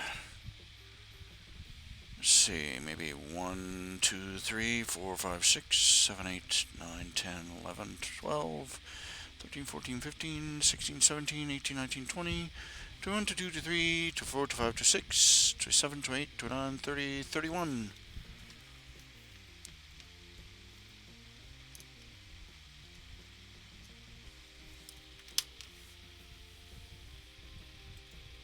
I'm just seeing how many I've done. Just how much stuff have I done. Strips. And of course, these are repetitive.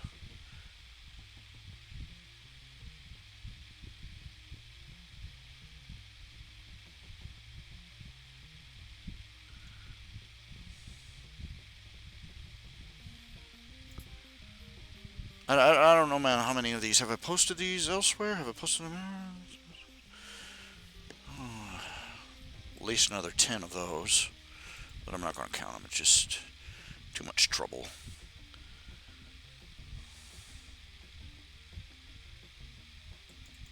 And then there are the pinups, some of which are remakes, duplicates.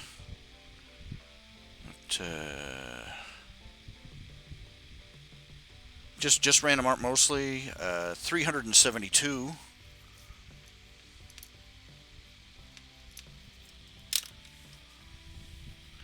Don't ask me why I'm getting this obsessed with this number here, and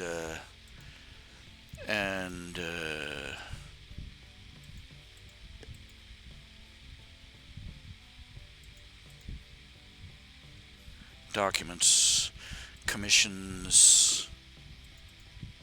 How many old Vics? Let's see. Old Vic, 75, 76, 77, 78, 79, 80, 81,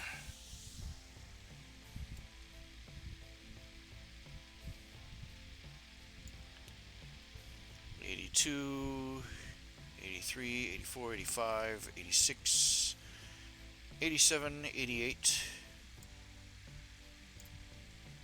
88 pictures drawn for Daniel Myers, Old Victorian. And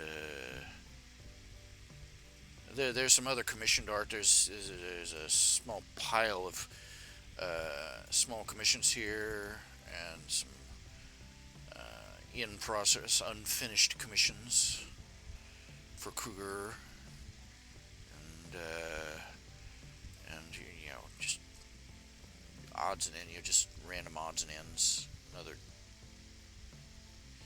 Anyway, let's see here, and we get out the calendar, we get out the calculator. The calculator.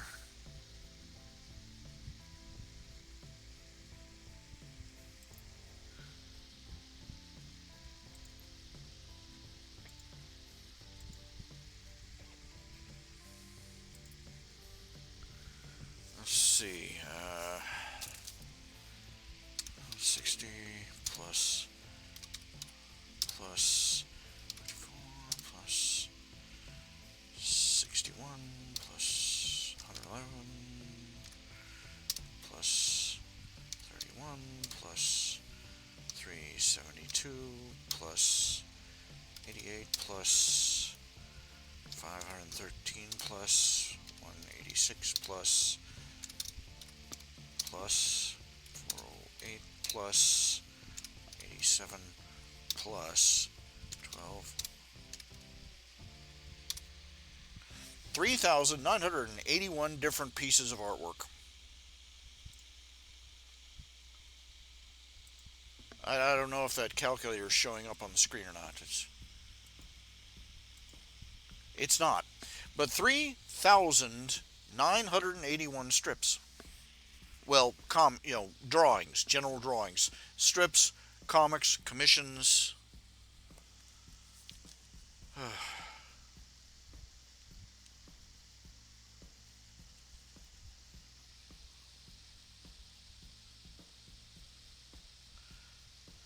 Hello, I didn't see you come in. MDBJC, welcome aboard. And you were the one that asked about the Mr. Peanut commercial. I'm sorry, I just didn't realize we had a new person in the room. This thing on? Yeah, it's on. So I'm feeling old. And I'm feeling old, and I'm feeling tired, and I'm feeling...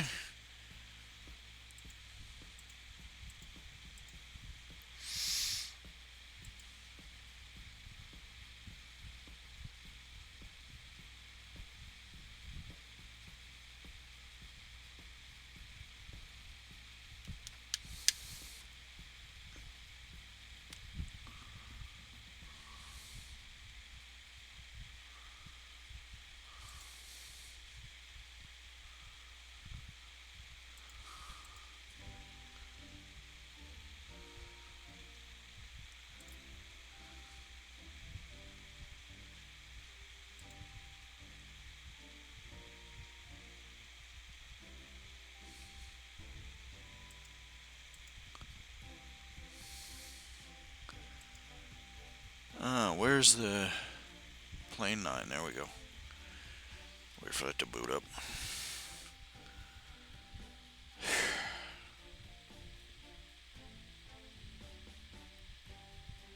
Can you feel my energy here?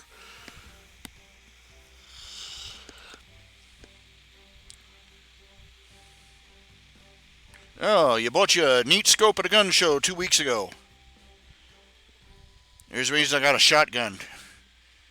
Because if it's that far away, I'm gonna miss anyway. And if it's close enough, I'm not. If it is close enough, I'm not gonna need a scope. So. Plus, I know that. Well, we'll put the fear of Jesus into anybody that hears it trying to break into my house.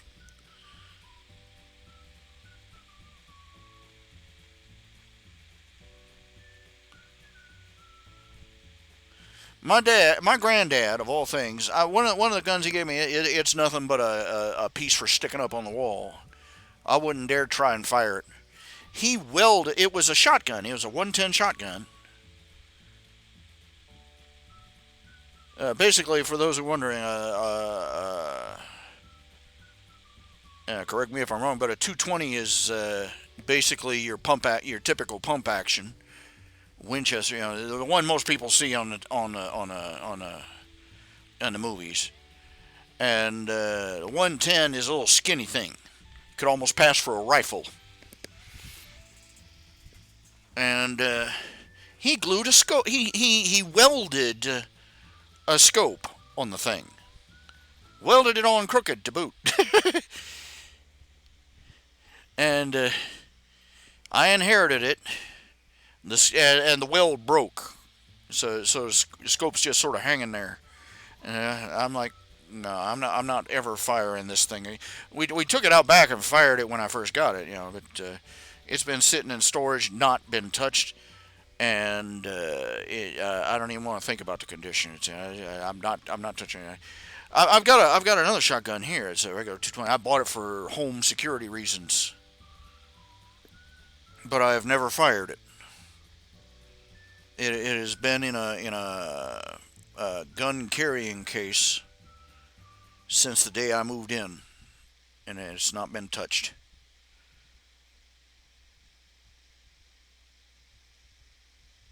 I kind of regret not sitting down with my father, or with somebody, and saying, okay, show me how to take care of this thing, show me how to clean it, show me how to do everything. Because I need to take a gun course, is what I need. Right? Here I am, all these things I need to do that are like 100 miles away from where I live, and I can't even get out of my own house. Yeah.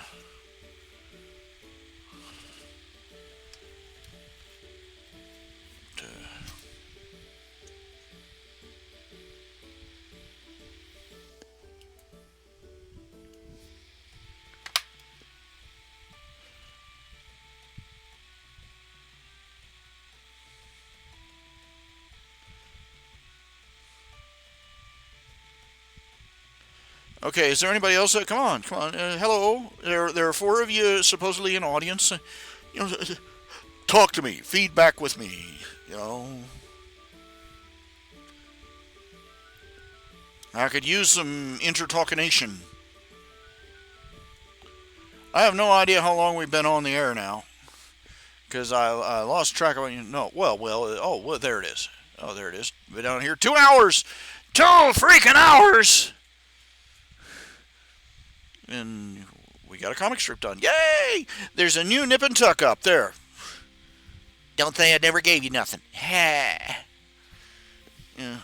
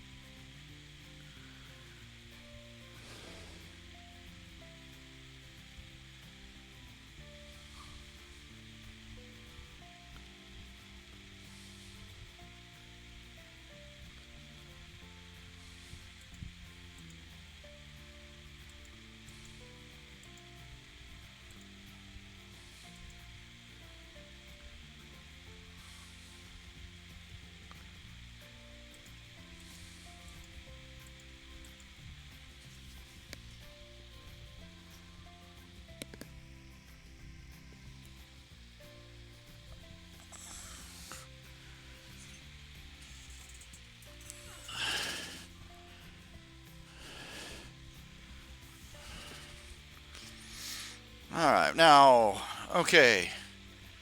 What's shaking? Come on, talk to me. Talk to me. Tell me something. Okay, Mr. Cartoon Critic, Ben Shakar, MDGBC, MDBCB, MDBCB, Anthrozil. Come on, talk to me. Say something. Okay, and somebody just left. This is what I get for wanting conversation. I swear. And they left. They left me all alone. Well, but this is a story. This is a story of a lovely lady who was living with three very lovely girls and somehow got persuaded to marry a gay guy. Yeah.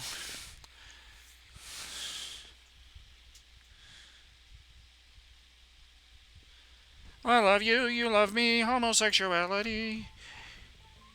They all think we're just friends, they don't know we're lesbians. I'll keep doing stuff like it.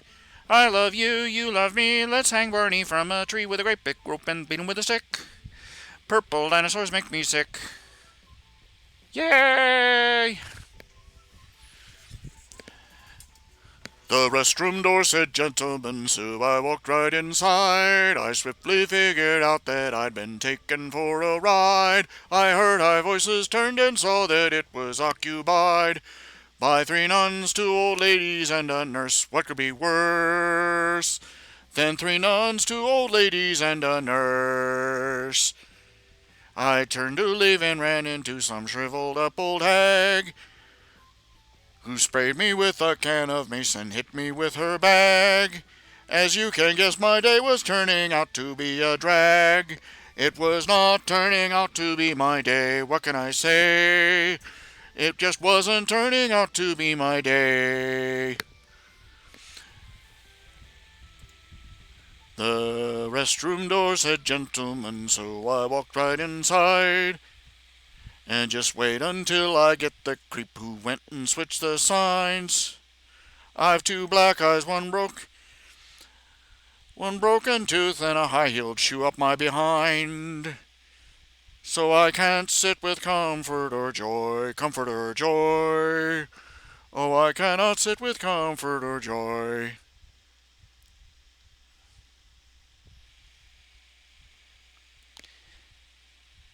Wreck the mall and do some damage. Fa la la la la la la la. Going on a shopping rampage. Fa la la la la la la.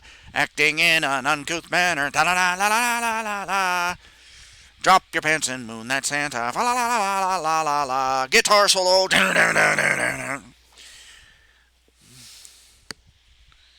Okay, and now we have ways to make you talk. Now they're talking. Do I still have Netflix? No, I do not have Netflix. I have Hulu, but only until the end of February. Why? Because they offered me a free month. And I said, okay. And I'm basically using Hulu to rewatch the episodes of My Hero Academia. Dubbed this time instead of subbed. Philistine! Philistine! He listened to the unholy dubs. I really shouldn't drink as much soda as I do. When you reach the point where you have a 2-liter bottle of soda, and you've drunk it, and you're looking around for more, and it's not enough, and you're going crap because you haven't got enough, and you want more, that's a sign you're drinking too much of anything, really. Have I seen any good anime lately? Well, I haven't watched it yet, but I'm very, very interested in Dr. Stone. For those who don't know, the premise of Dr. Stone is, basically this weird wave hits the earth, and every human being is turned to stone.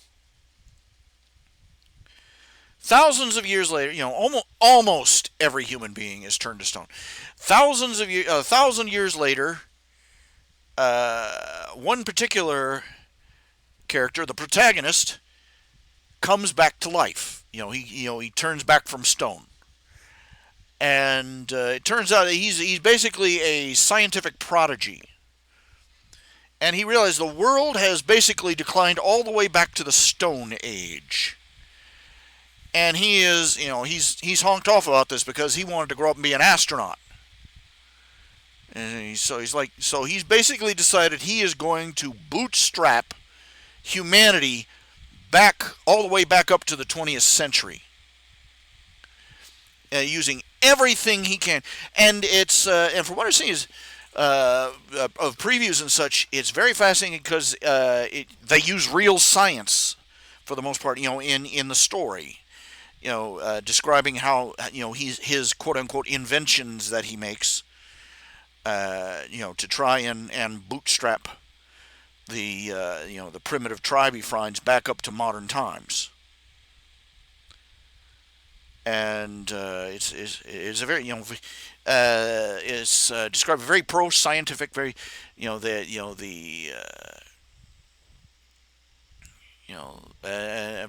it's a very strong promotional of the scientific mindset, the exploratory, the inventive, and creative mindset. It's you'd have to see the reviews I watched. And anyway,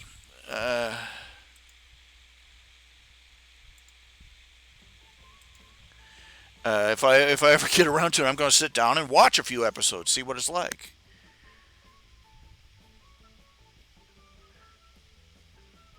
It's from what I've seen, it's got a very gripping story, very interesting characters, a very fascinating overarching plot, and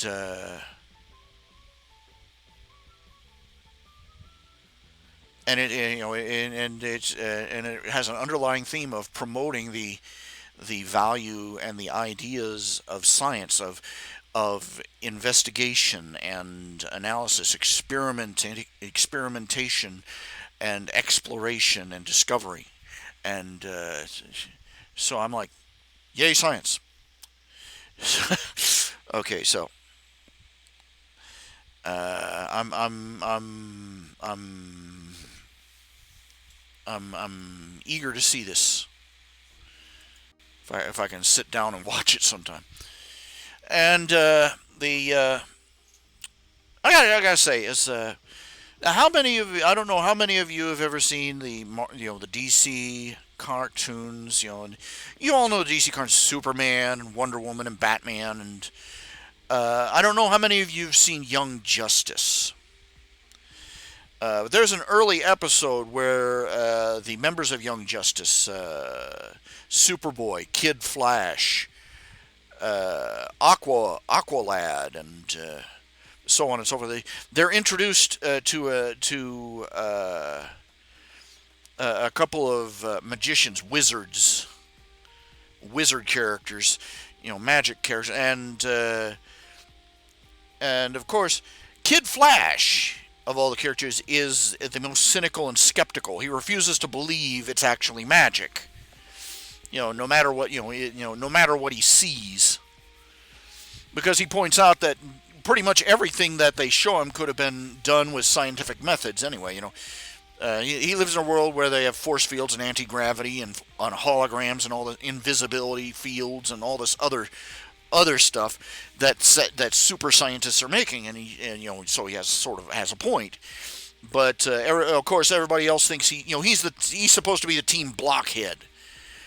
So, and of course he's naturally 100% wrong because magic is real and mystical powers are real and so on and so forth.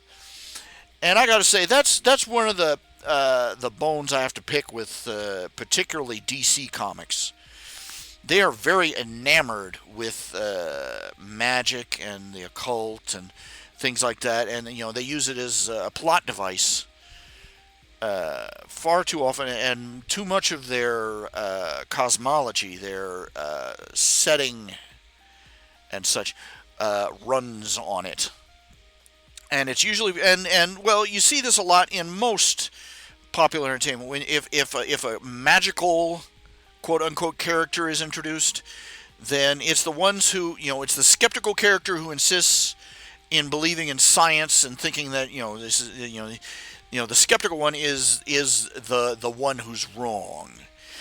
And especially in DC Comics, the character that claims to be a magician or a wizard or a sorceress is the one who's right. And the magical characters, quote unquote, are the ones who are wiser and who have a greater understanding of the true nature of the cosmos and all that. And it sort of chafes my butt.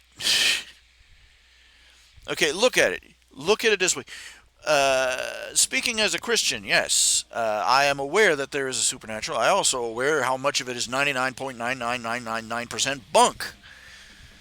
Look,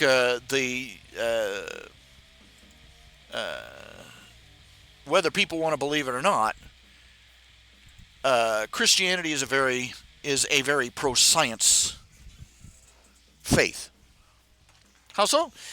You look over the stories of the Bible. The Bible is often, again and again and again, there are cases where people's beliefs are challenged and put to the test. They're experimenting all the way from you know all the way from the story of Gideon, to the story of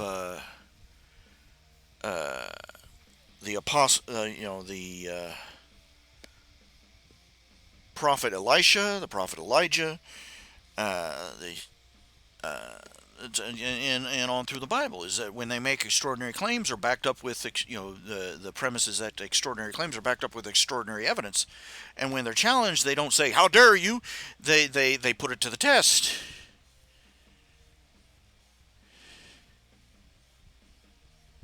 And that's the fundamental step one of science in any form. To take a claim, test it, and go where the evidence goes.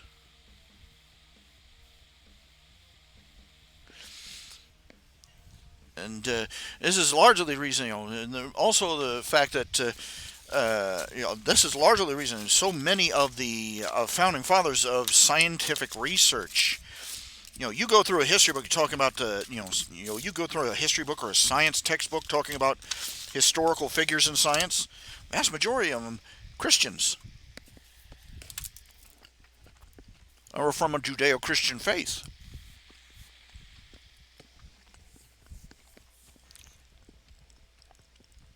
They saw no conflict between the idea of an almighty, omnipotent creator and a universe designed to operate with clockwork precision based on consistent laws and functions. In fact, but it's you go outside that though the world of the world is a very superstitious place. It's only in the past few hundred years we've managed to convince even a sizable portion of the planet that dysentery isn't caused by evil fairies, and convinced a solid portion of the world that the Earth wasn't flat. And don't and it's only fairly recently that the idea that Christianity and science were opposed to each other that started getting ground, and that was created. That was a bit of folklore created by bitter atheists who didn't want to admit what influence Christian thinking has on the development of science over the well 21st century, 20th century, 19th century, 18th century, 17th century, back well over 1,000 years. They have their myths and they like to stick to them. It doesn't fit their narrative. The actual history doesn't. But getting back on topic is uh, the portrayal is the portrayal in our popular entertainment, or particularly entertainment that's meant for the young, is portraying science, stodgy, unbelieving, cynical science on one side and open-minded New Age cosmic oneness sorcerers and witches and occultists and New Ages over on the other, and guess which side is always in the right? The old Scooby Doo cartoon. We got to admit it was kind of boring. Every episode was the same story. A crime is being committed, and then ghosts and monsters get involved. They catch the ghost or monster, pull off a mask. It's surprise, a fake again. It's only fairly recently, speaking, that they started introducing real ghosts and zombies into the Scooby Doo cartoons. The original premise, Hanna and Barbera, they both established that they did not that this was to be the premise of the show, is that the claims of the occult were to be debunked by evidence, and they changed that up. That's something that we miss. It's very it's less and less often that you see shows where children's shows or other shows where people making supernatural claims are in the end proven to be the ones who are mistaken.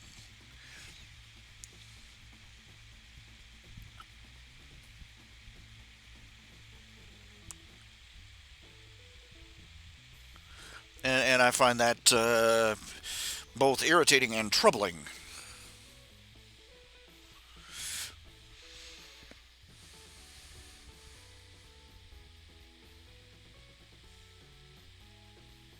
The downside of it is that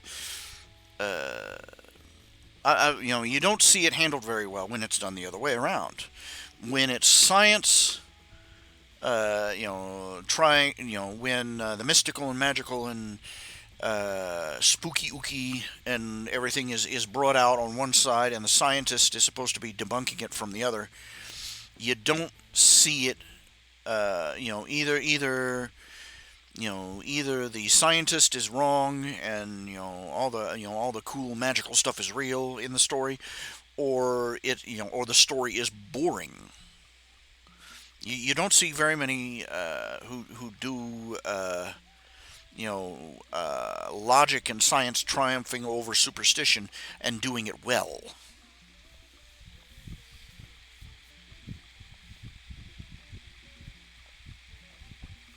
Not anymore. You see very few people doing it at all in the industry.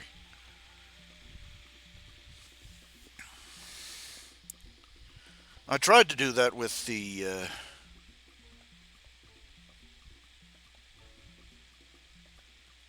Well, never mind. It just didn't work. Didn't pan out. It's part of the reason that I kind of regret making Tales of the Questor so fantasy based. Fantasy is fun to read, but too many people are enamored of magic and the occult and superstition in real life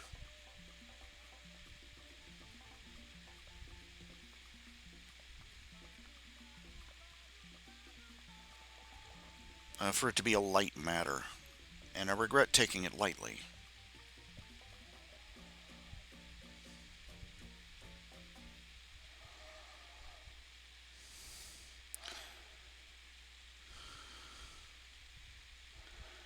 That's why I've always tried to push in any of my stories, even the fantasy ones, into the direction of sufficiently advanced. The Arthur C. Clarke quote: "Sufficiently advanced science being indistinguishable from magic."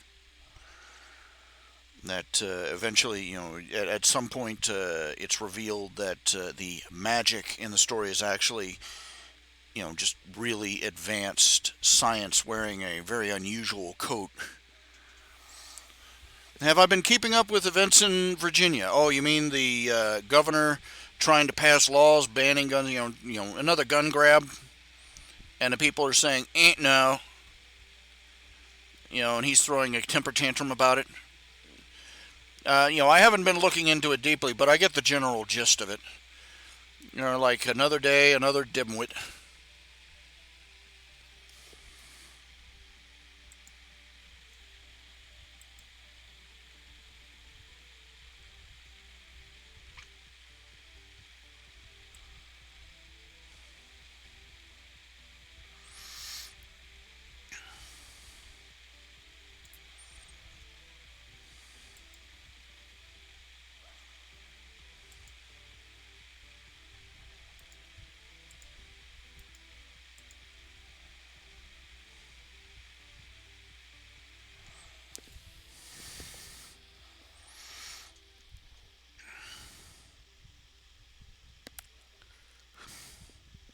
Well,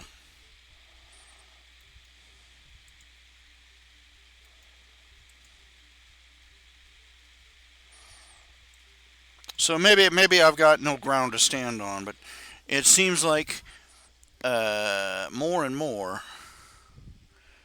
the DC DC Comics franchise is giving even the passing nod to science a push out the door, and more of their cosmology is based in ideas of supernatural and pagan gods and fairies and elves and demonic occultic demonic powers and what have you.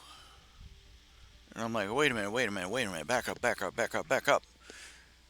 Now when you get into the kitchen sink, everything but the kitchen sink style of comics, everybody says, oh, well, you're complaining that they've got magic in a world with weird super science, and I'm like, yeah, but the operative word is science. Yeah, they have funky, ridiculous super science in comic books, but they call it science. That in the meta sense, that's at least a tip of the hat to the idea that in the real world, it's science where all the wonder works are being performed.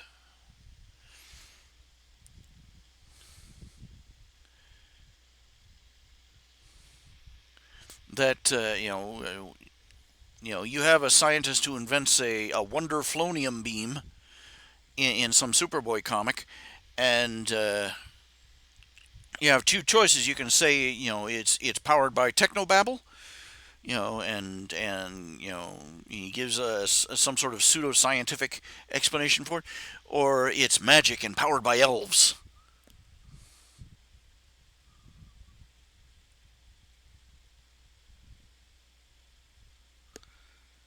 But the thing of it is that more and more DC Comics seems to be going for the elf option.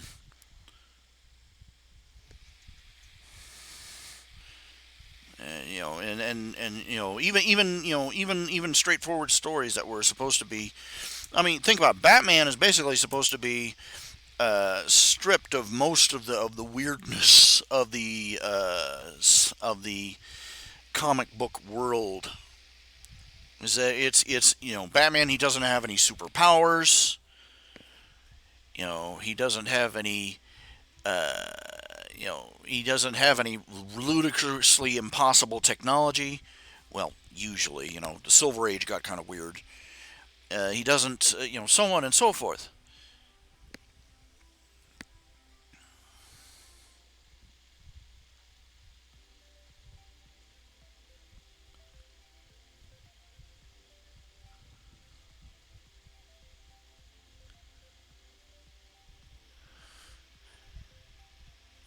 But more and more, they're writing stories where it turns out that there's a bat spirit that is fascinated with Bruce Wayne, and the Joker isn't just a lunatic with serious plot armor. He's some sort of supernatural curse upon the city of Gotham, and a demon is somehow involved, and so on and so forth. I'm like, okay, just uh, I'm just wondering how many. I'm just wondering if half the DC artist and writers bullpen is forming its own coven on the roof of their building. Come on,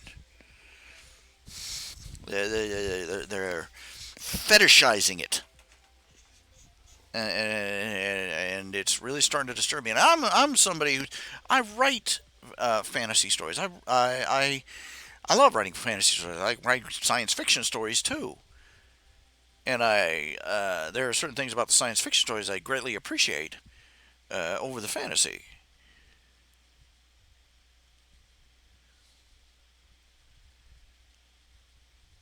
And generally, the fantasy stories I prefer tend to be of the Arthur C. Clarke variety. Is that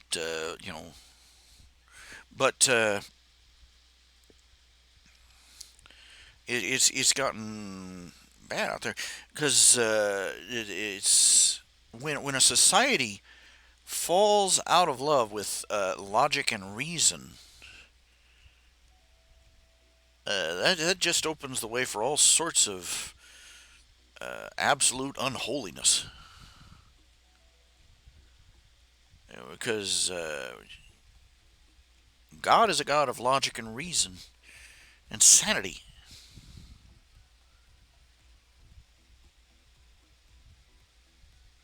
What's worse is that society falls out of love with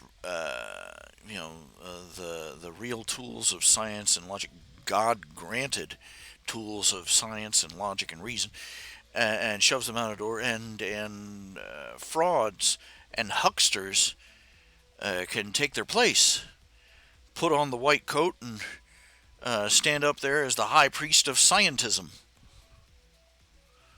Not of science, but of scientism. The reverential awe for anything claiming to be scientific. Uh, can we talk about things like global warming, eugenics? Nobody wants to talk about that anymore because it was a horror that it didn't just devour Germany; it devoured the whole world. But up before and it took the horrors of eugenic philosophy carried out to the full in Nazi Germany to horrify the world into turning its back on the idea. But even now, there are people that are pushing their way back to it.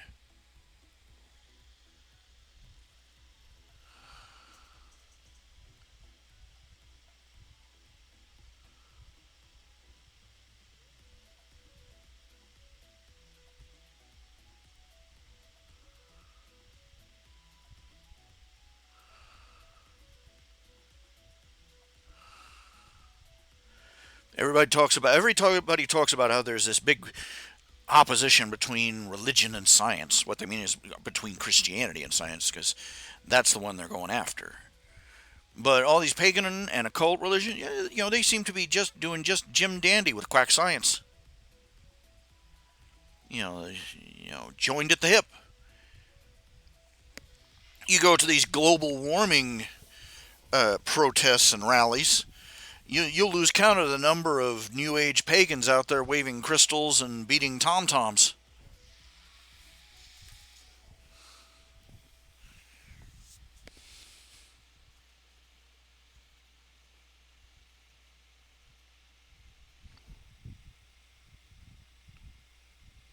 Fake science and fake religion.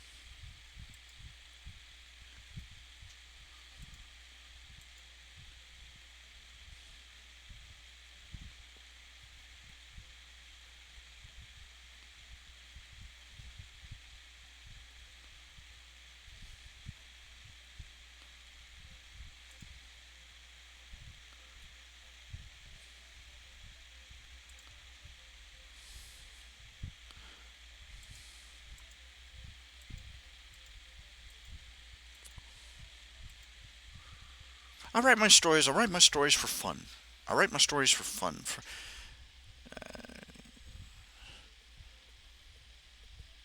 But these things out there in the world, they trouble me.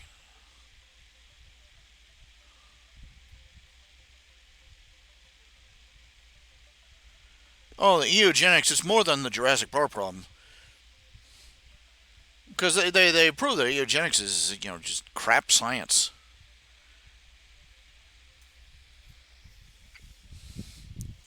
It's not. It just not just a matter of you asked if you could and then didn't wonder if you should. We determined that no, you can't, but you're going to try it anyway, aren't you?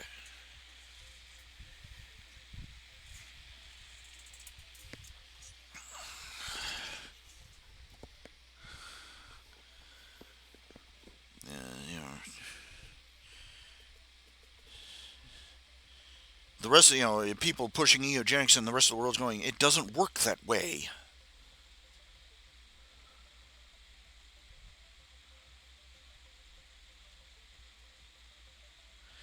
What did I think of the Joker movie? I never saw the Joker movie. I never got a chance. I never watched it.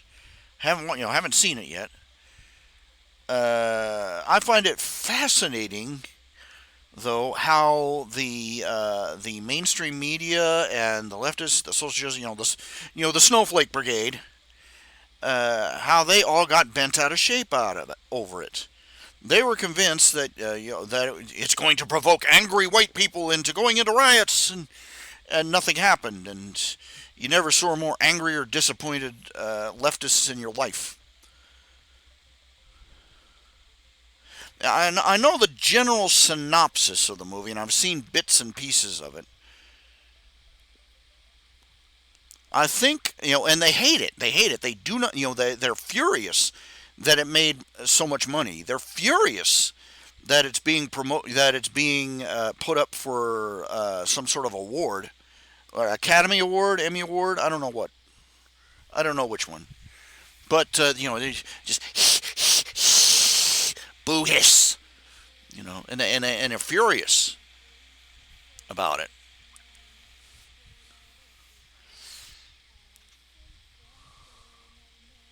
And they're doing everything to attack it that they can. They're mocking it and parroting it and insulting anybody that has anything good to say about it, and it's just unbelievable. And I'm like, what is it about this movie that has made them flip their lids like this? Where are they flipping their cookies? And and going over the general gist of the plot, it's a story. It's basically the story of a troubled, mentally ill man who's been pushed out on the edge of society, and the climax of the movie is that this bloated celebrity exploits him. This troubled man, watches this guy religiously. A bright spot in his day is when he sits down with his mentally ill mom, and they both watch the show, this late night show, and the at one point, this was an attempt at therapy by the protagonist. He's got all sorts of emotional troubles, and he does a stand up routine. Open mic night. He bombs, and then he goes home to watch watch their TV show, and somebody filmed it, and somebody sent the video in to this celebrity who put it on who put it live on the show, and proceeded to mock him up the protagonist up one side and down the other. Just what a terrible comedian he is. Just pissing all over him. And this just about basically breaks the character, the protagonist. He this what is his name? Fleck. Fleck. They ask him to go on the show, And it's come out that that a lot of other things happened. That this the protagonist was basically at the heart of a hurricane. That he had, that some things had happened to him that triggered off riots and stuff in Gotham.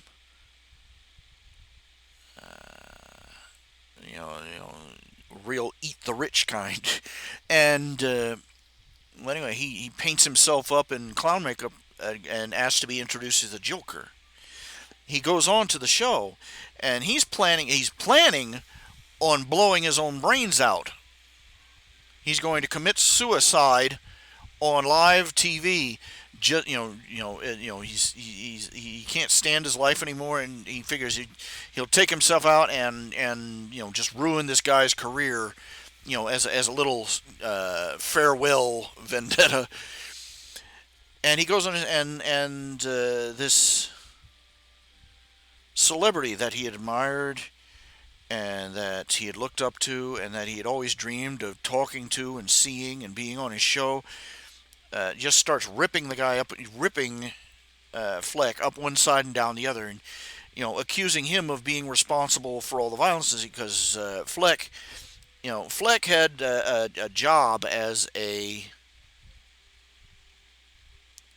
uh, a clown. He would do birthdays and you know uh, you know clownogram messages and things, and he volunteered at the hospital and that kind of thing. Just trying. That was where he made pulled in a little cash, and he lost his job. He was riding the subway home, and a couple of rich drunk people started harassing him, beating on him. They had been assaulting a woman on the train car. He intervened. They started beating on him, and he shot them. And this, generated a tsunami throughout the city because, they tried to pass off that these guys, they were just innocent people going on the way, blah blah blah. Well, anyway, he's on the show, and the guy is basically blaming him for everything, including the bad weather, and saying what a scumbag and a loser he is. And Fleck is just, finally loses it, pulls out the gun, and blows the guy away.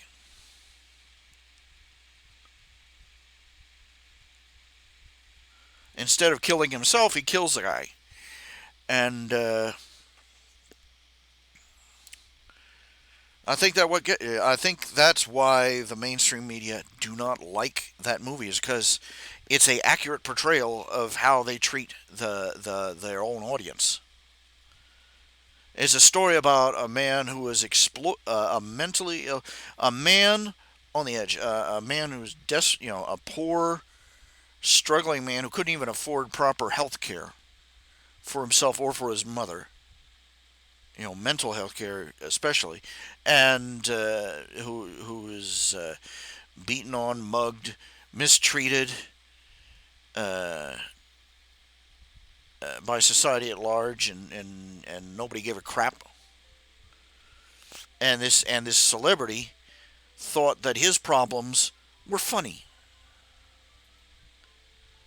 He was so out of touch that he thought that the troubles and misery of his audience was funny, and tried to make a joke out of it for ratings on his show. And that is a brutal reflection of just exactly how the mainstream media treats the populace at large. They think we're a joke.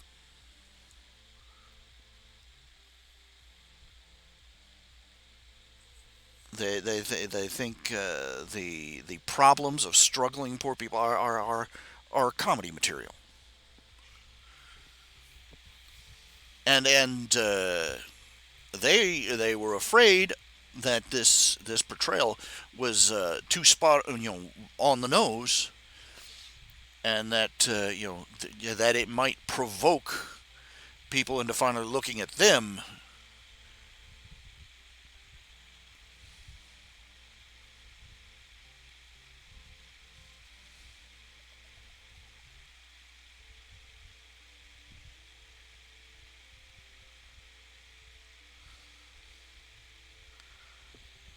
So, I'd have to see the movie itself to really, this is really the movie is supposed to be really shot from Walter Fleck's perspective, from the Joker's perspective. So it's unreliable narrator story.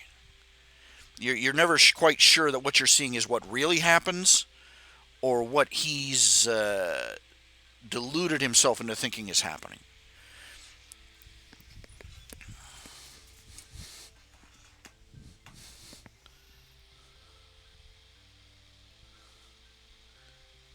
But it's all guesswork as to what about it makes them hate it so much. And but the fact that they hate it so virulently is enough to make you give it a second glance, and then a third, and then a fourth. MDBJC, why has my question been deleted? What question was that? What question was that, MDBJC? What question was that, MDBJC? Because I don't see a question that was. I didn't delete a question here. I don't see where a question was. No. Re-ask it.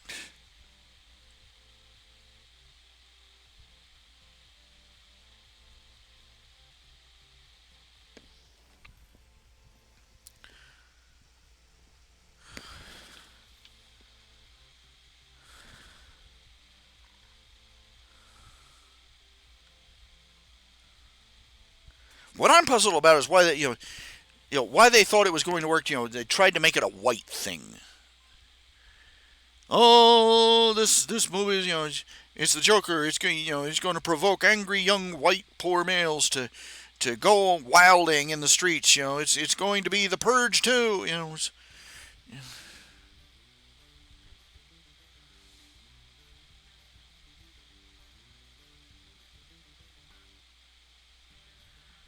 Maybe it angered them that they at the idea that they'd have a movie that portrayed a white person suffering that the in a way that they only allow that according to their doctrine only black people do.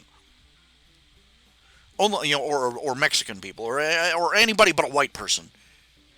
If the Joker had been if the Joker had been played by anybody but a white person, they'd probably be heralding it as it's appealing for the rights and suffering of the minorities of how dare you say that a white person could have it hard?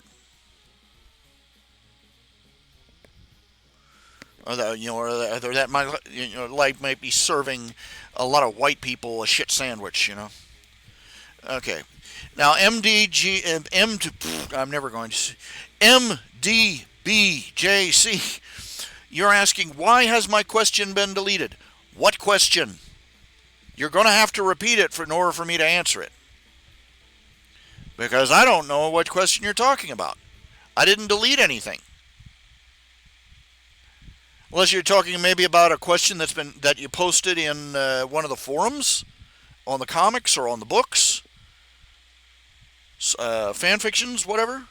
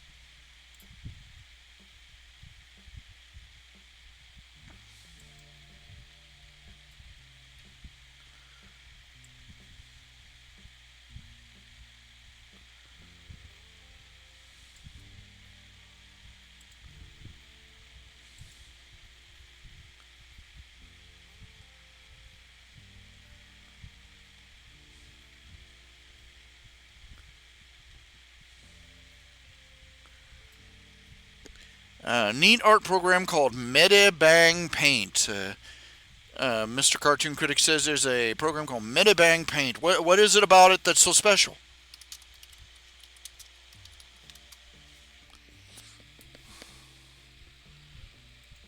Free digital painting and Media, Windows, Mac, iPad. So, what exactly is it about it that's so interesting?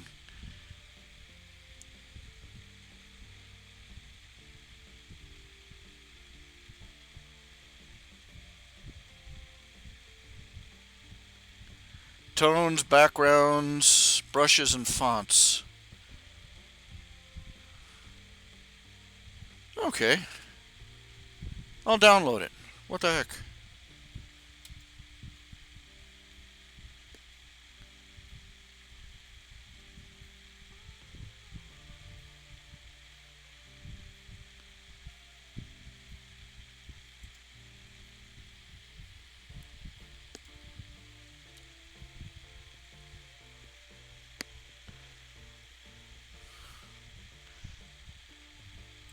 I'll install it later and take a look at it.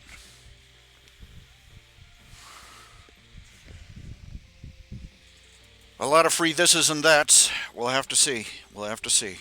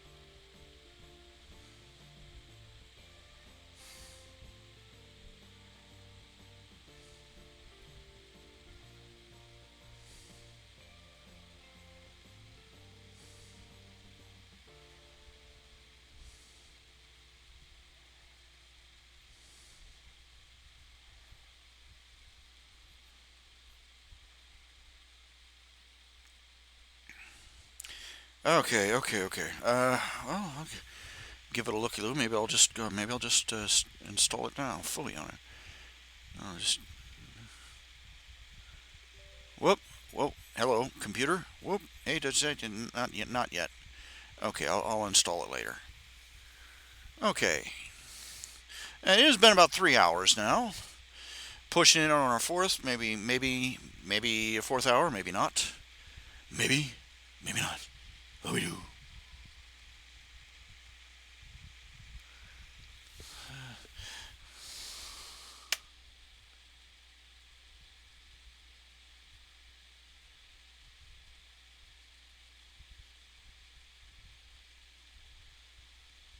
I'll be blunt. The Joker movie. It's interesting because of the cultural and social phenomenon it's had, but I think that the Joker in Batman: The Dark Knight pretty much sealed the deal. You know, it's pretty much you can't go anywhere beyond what Heath Ledger did with it because the premise you never find out for sure his true backstory. His true backstory wasn't the point.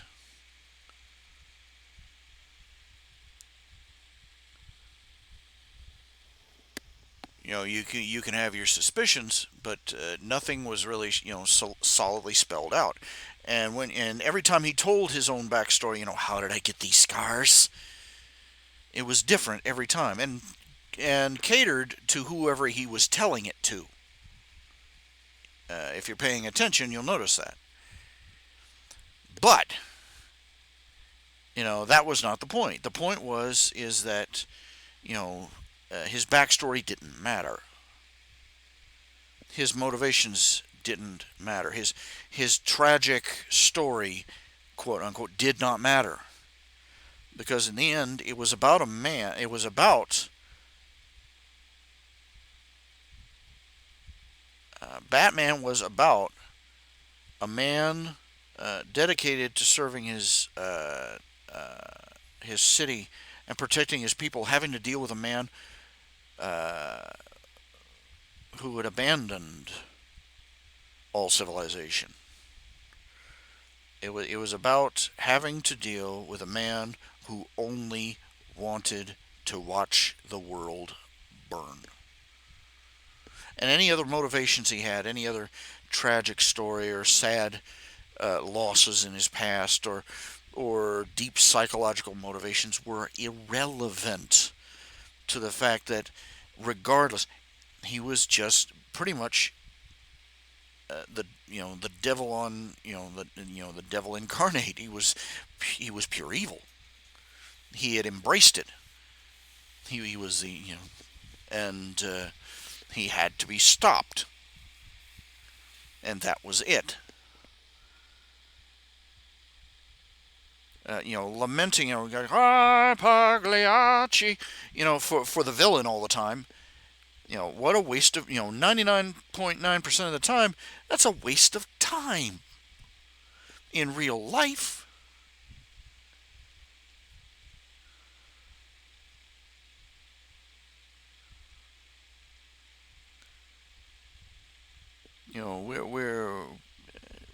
as Christians are instructed to always to strive, to struggle, to try and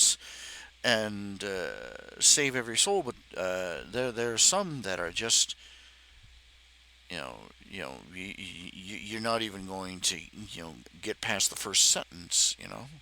You're not going to get past the first step. They're going to be completely gone by the time you get there. And in a time of crisis, when they're ripping up the city, when they're going on a rampage, is not the time to be trying to save their souls.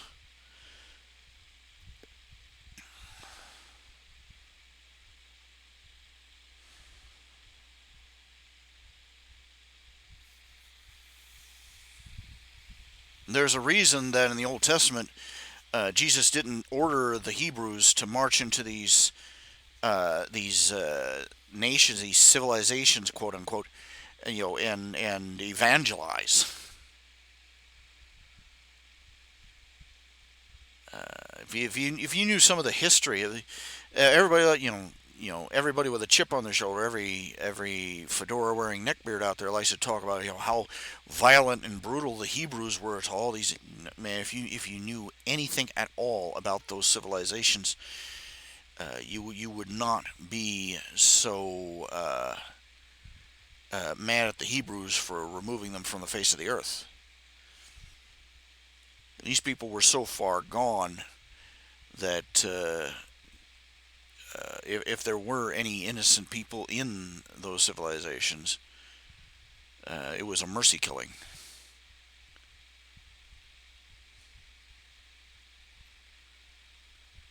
We're talking about civilizations where every depravity you can think of, even the most horrible things, just straight out of Saw. If you like, think of the most horrible thing you've ever seen in a movie, and realize that there were civilizations out there that didn't just limit to fantasy. These were the kind of nations that the Hebrews exterminated. There is a point where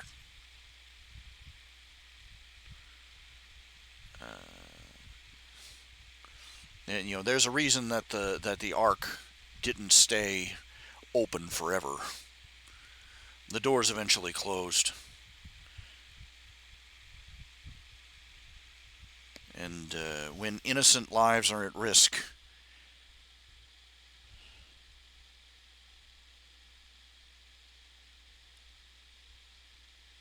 you don't imperil them by trying to whip up sympathy for the man hunting them like a wild animal. When there are wolves among the sheep, you don't sit around and pity the poor plight of the wolves. You go in, you save the sheep, and you kill the wolf.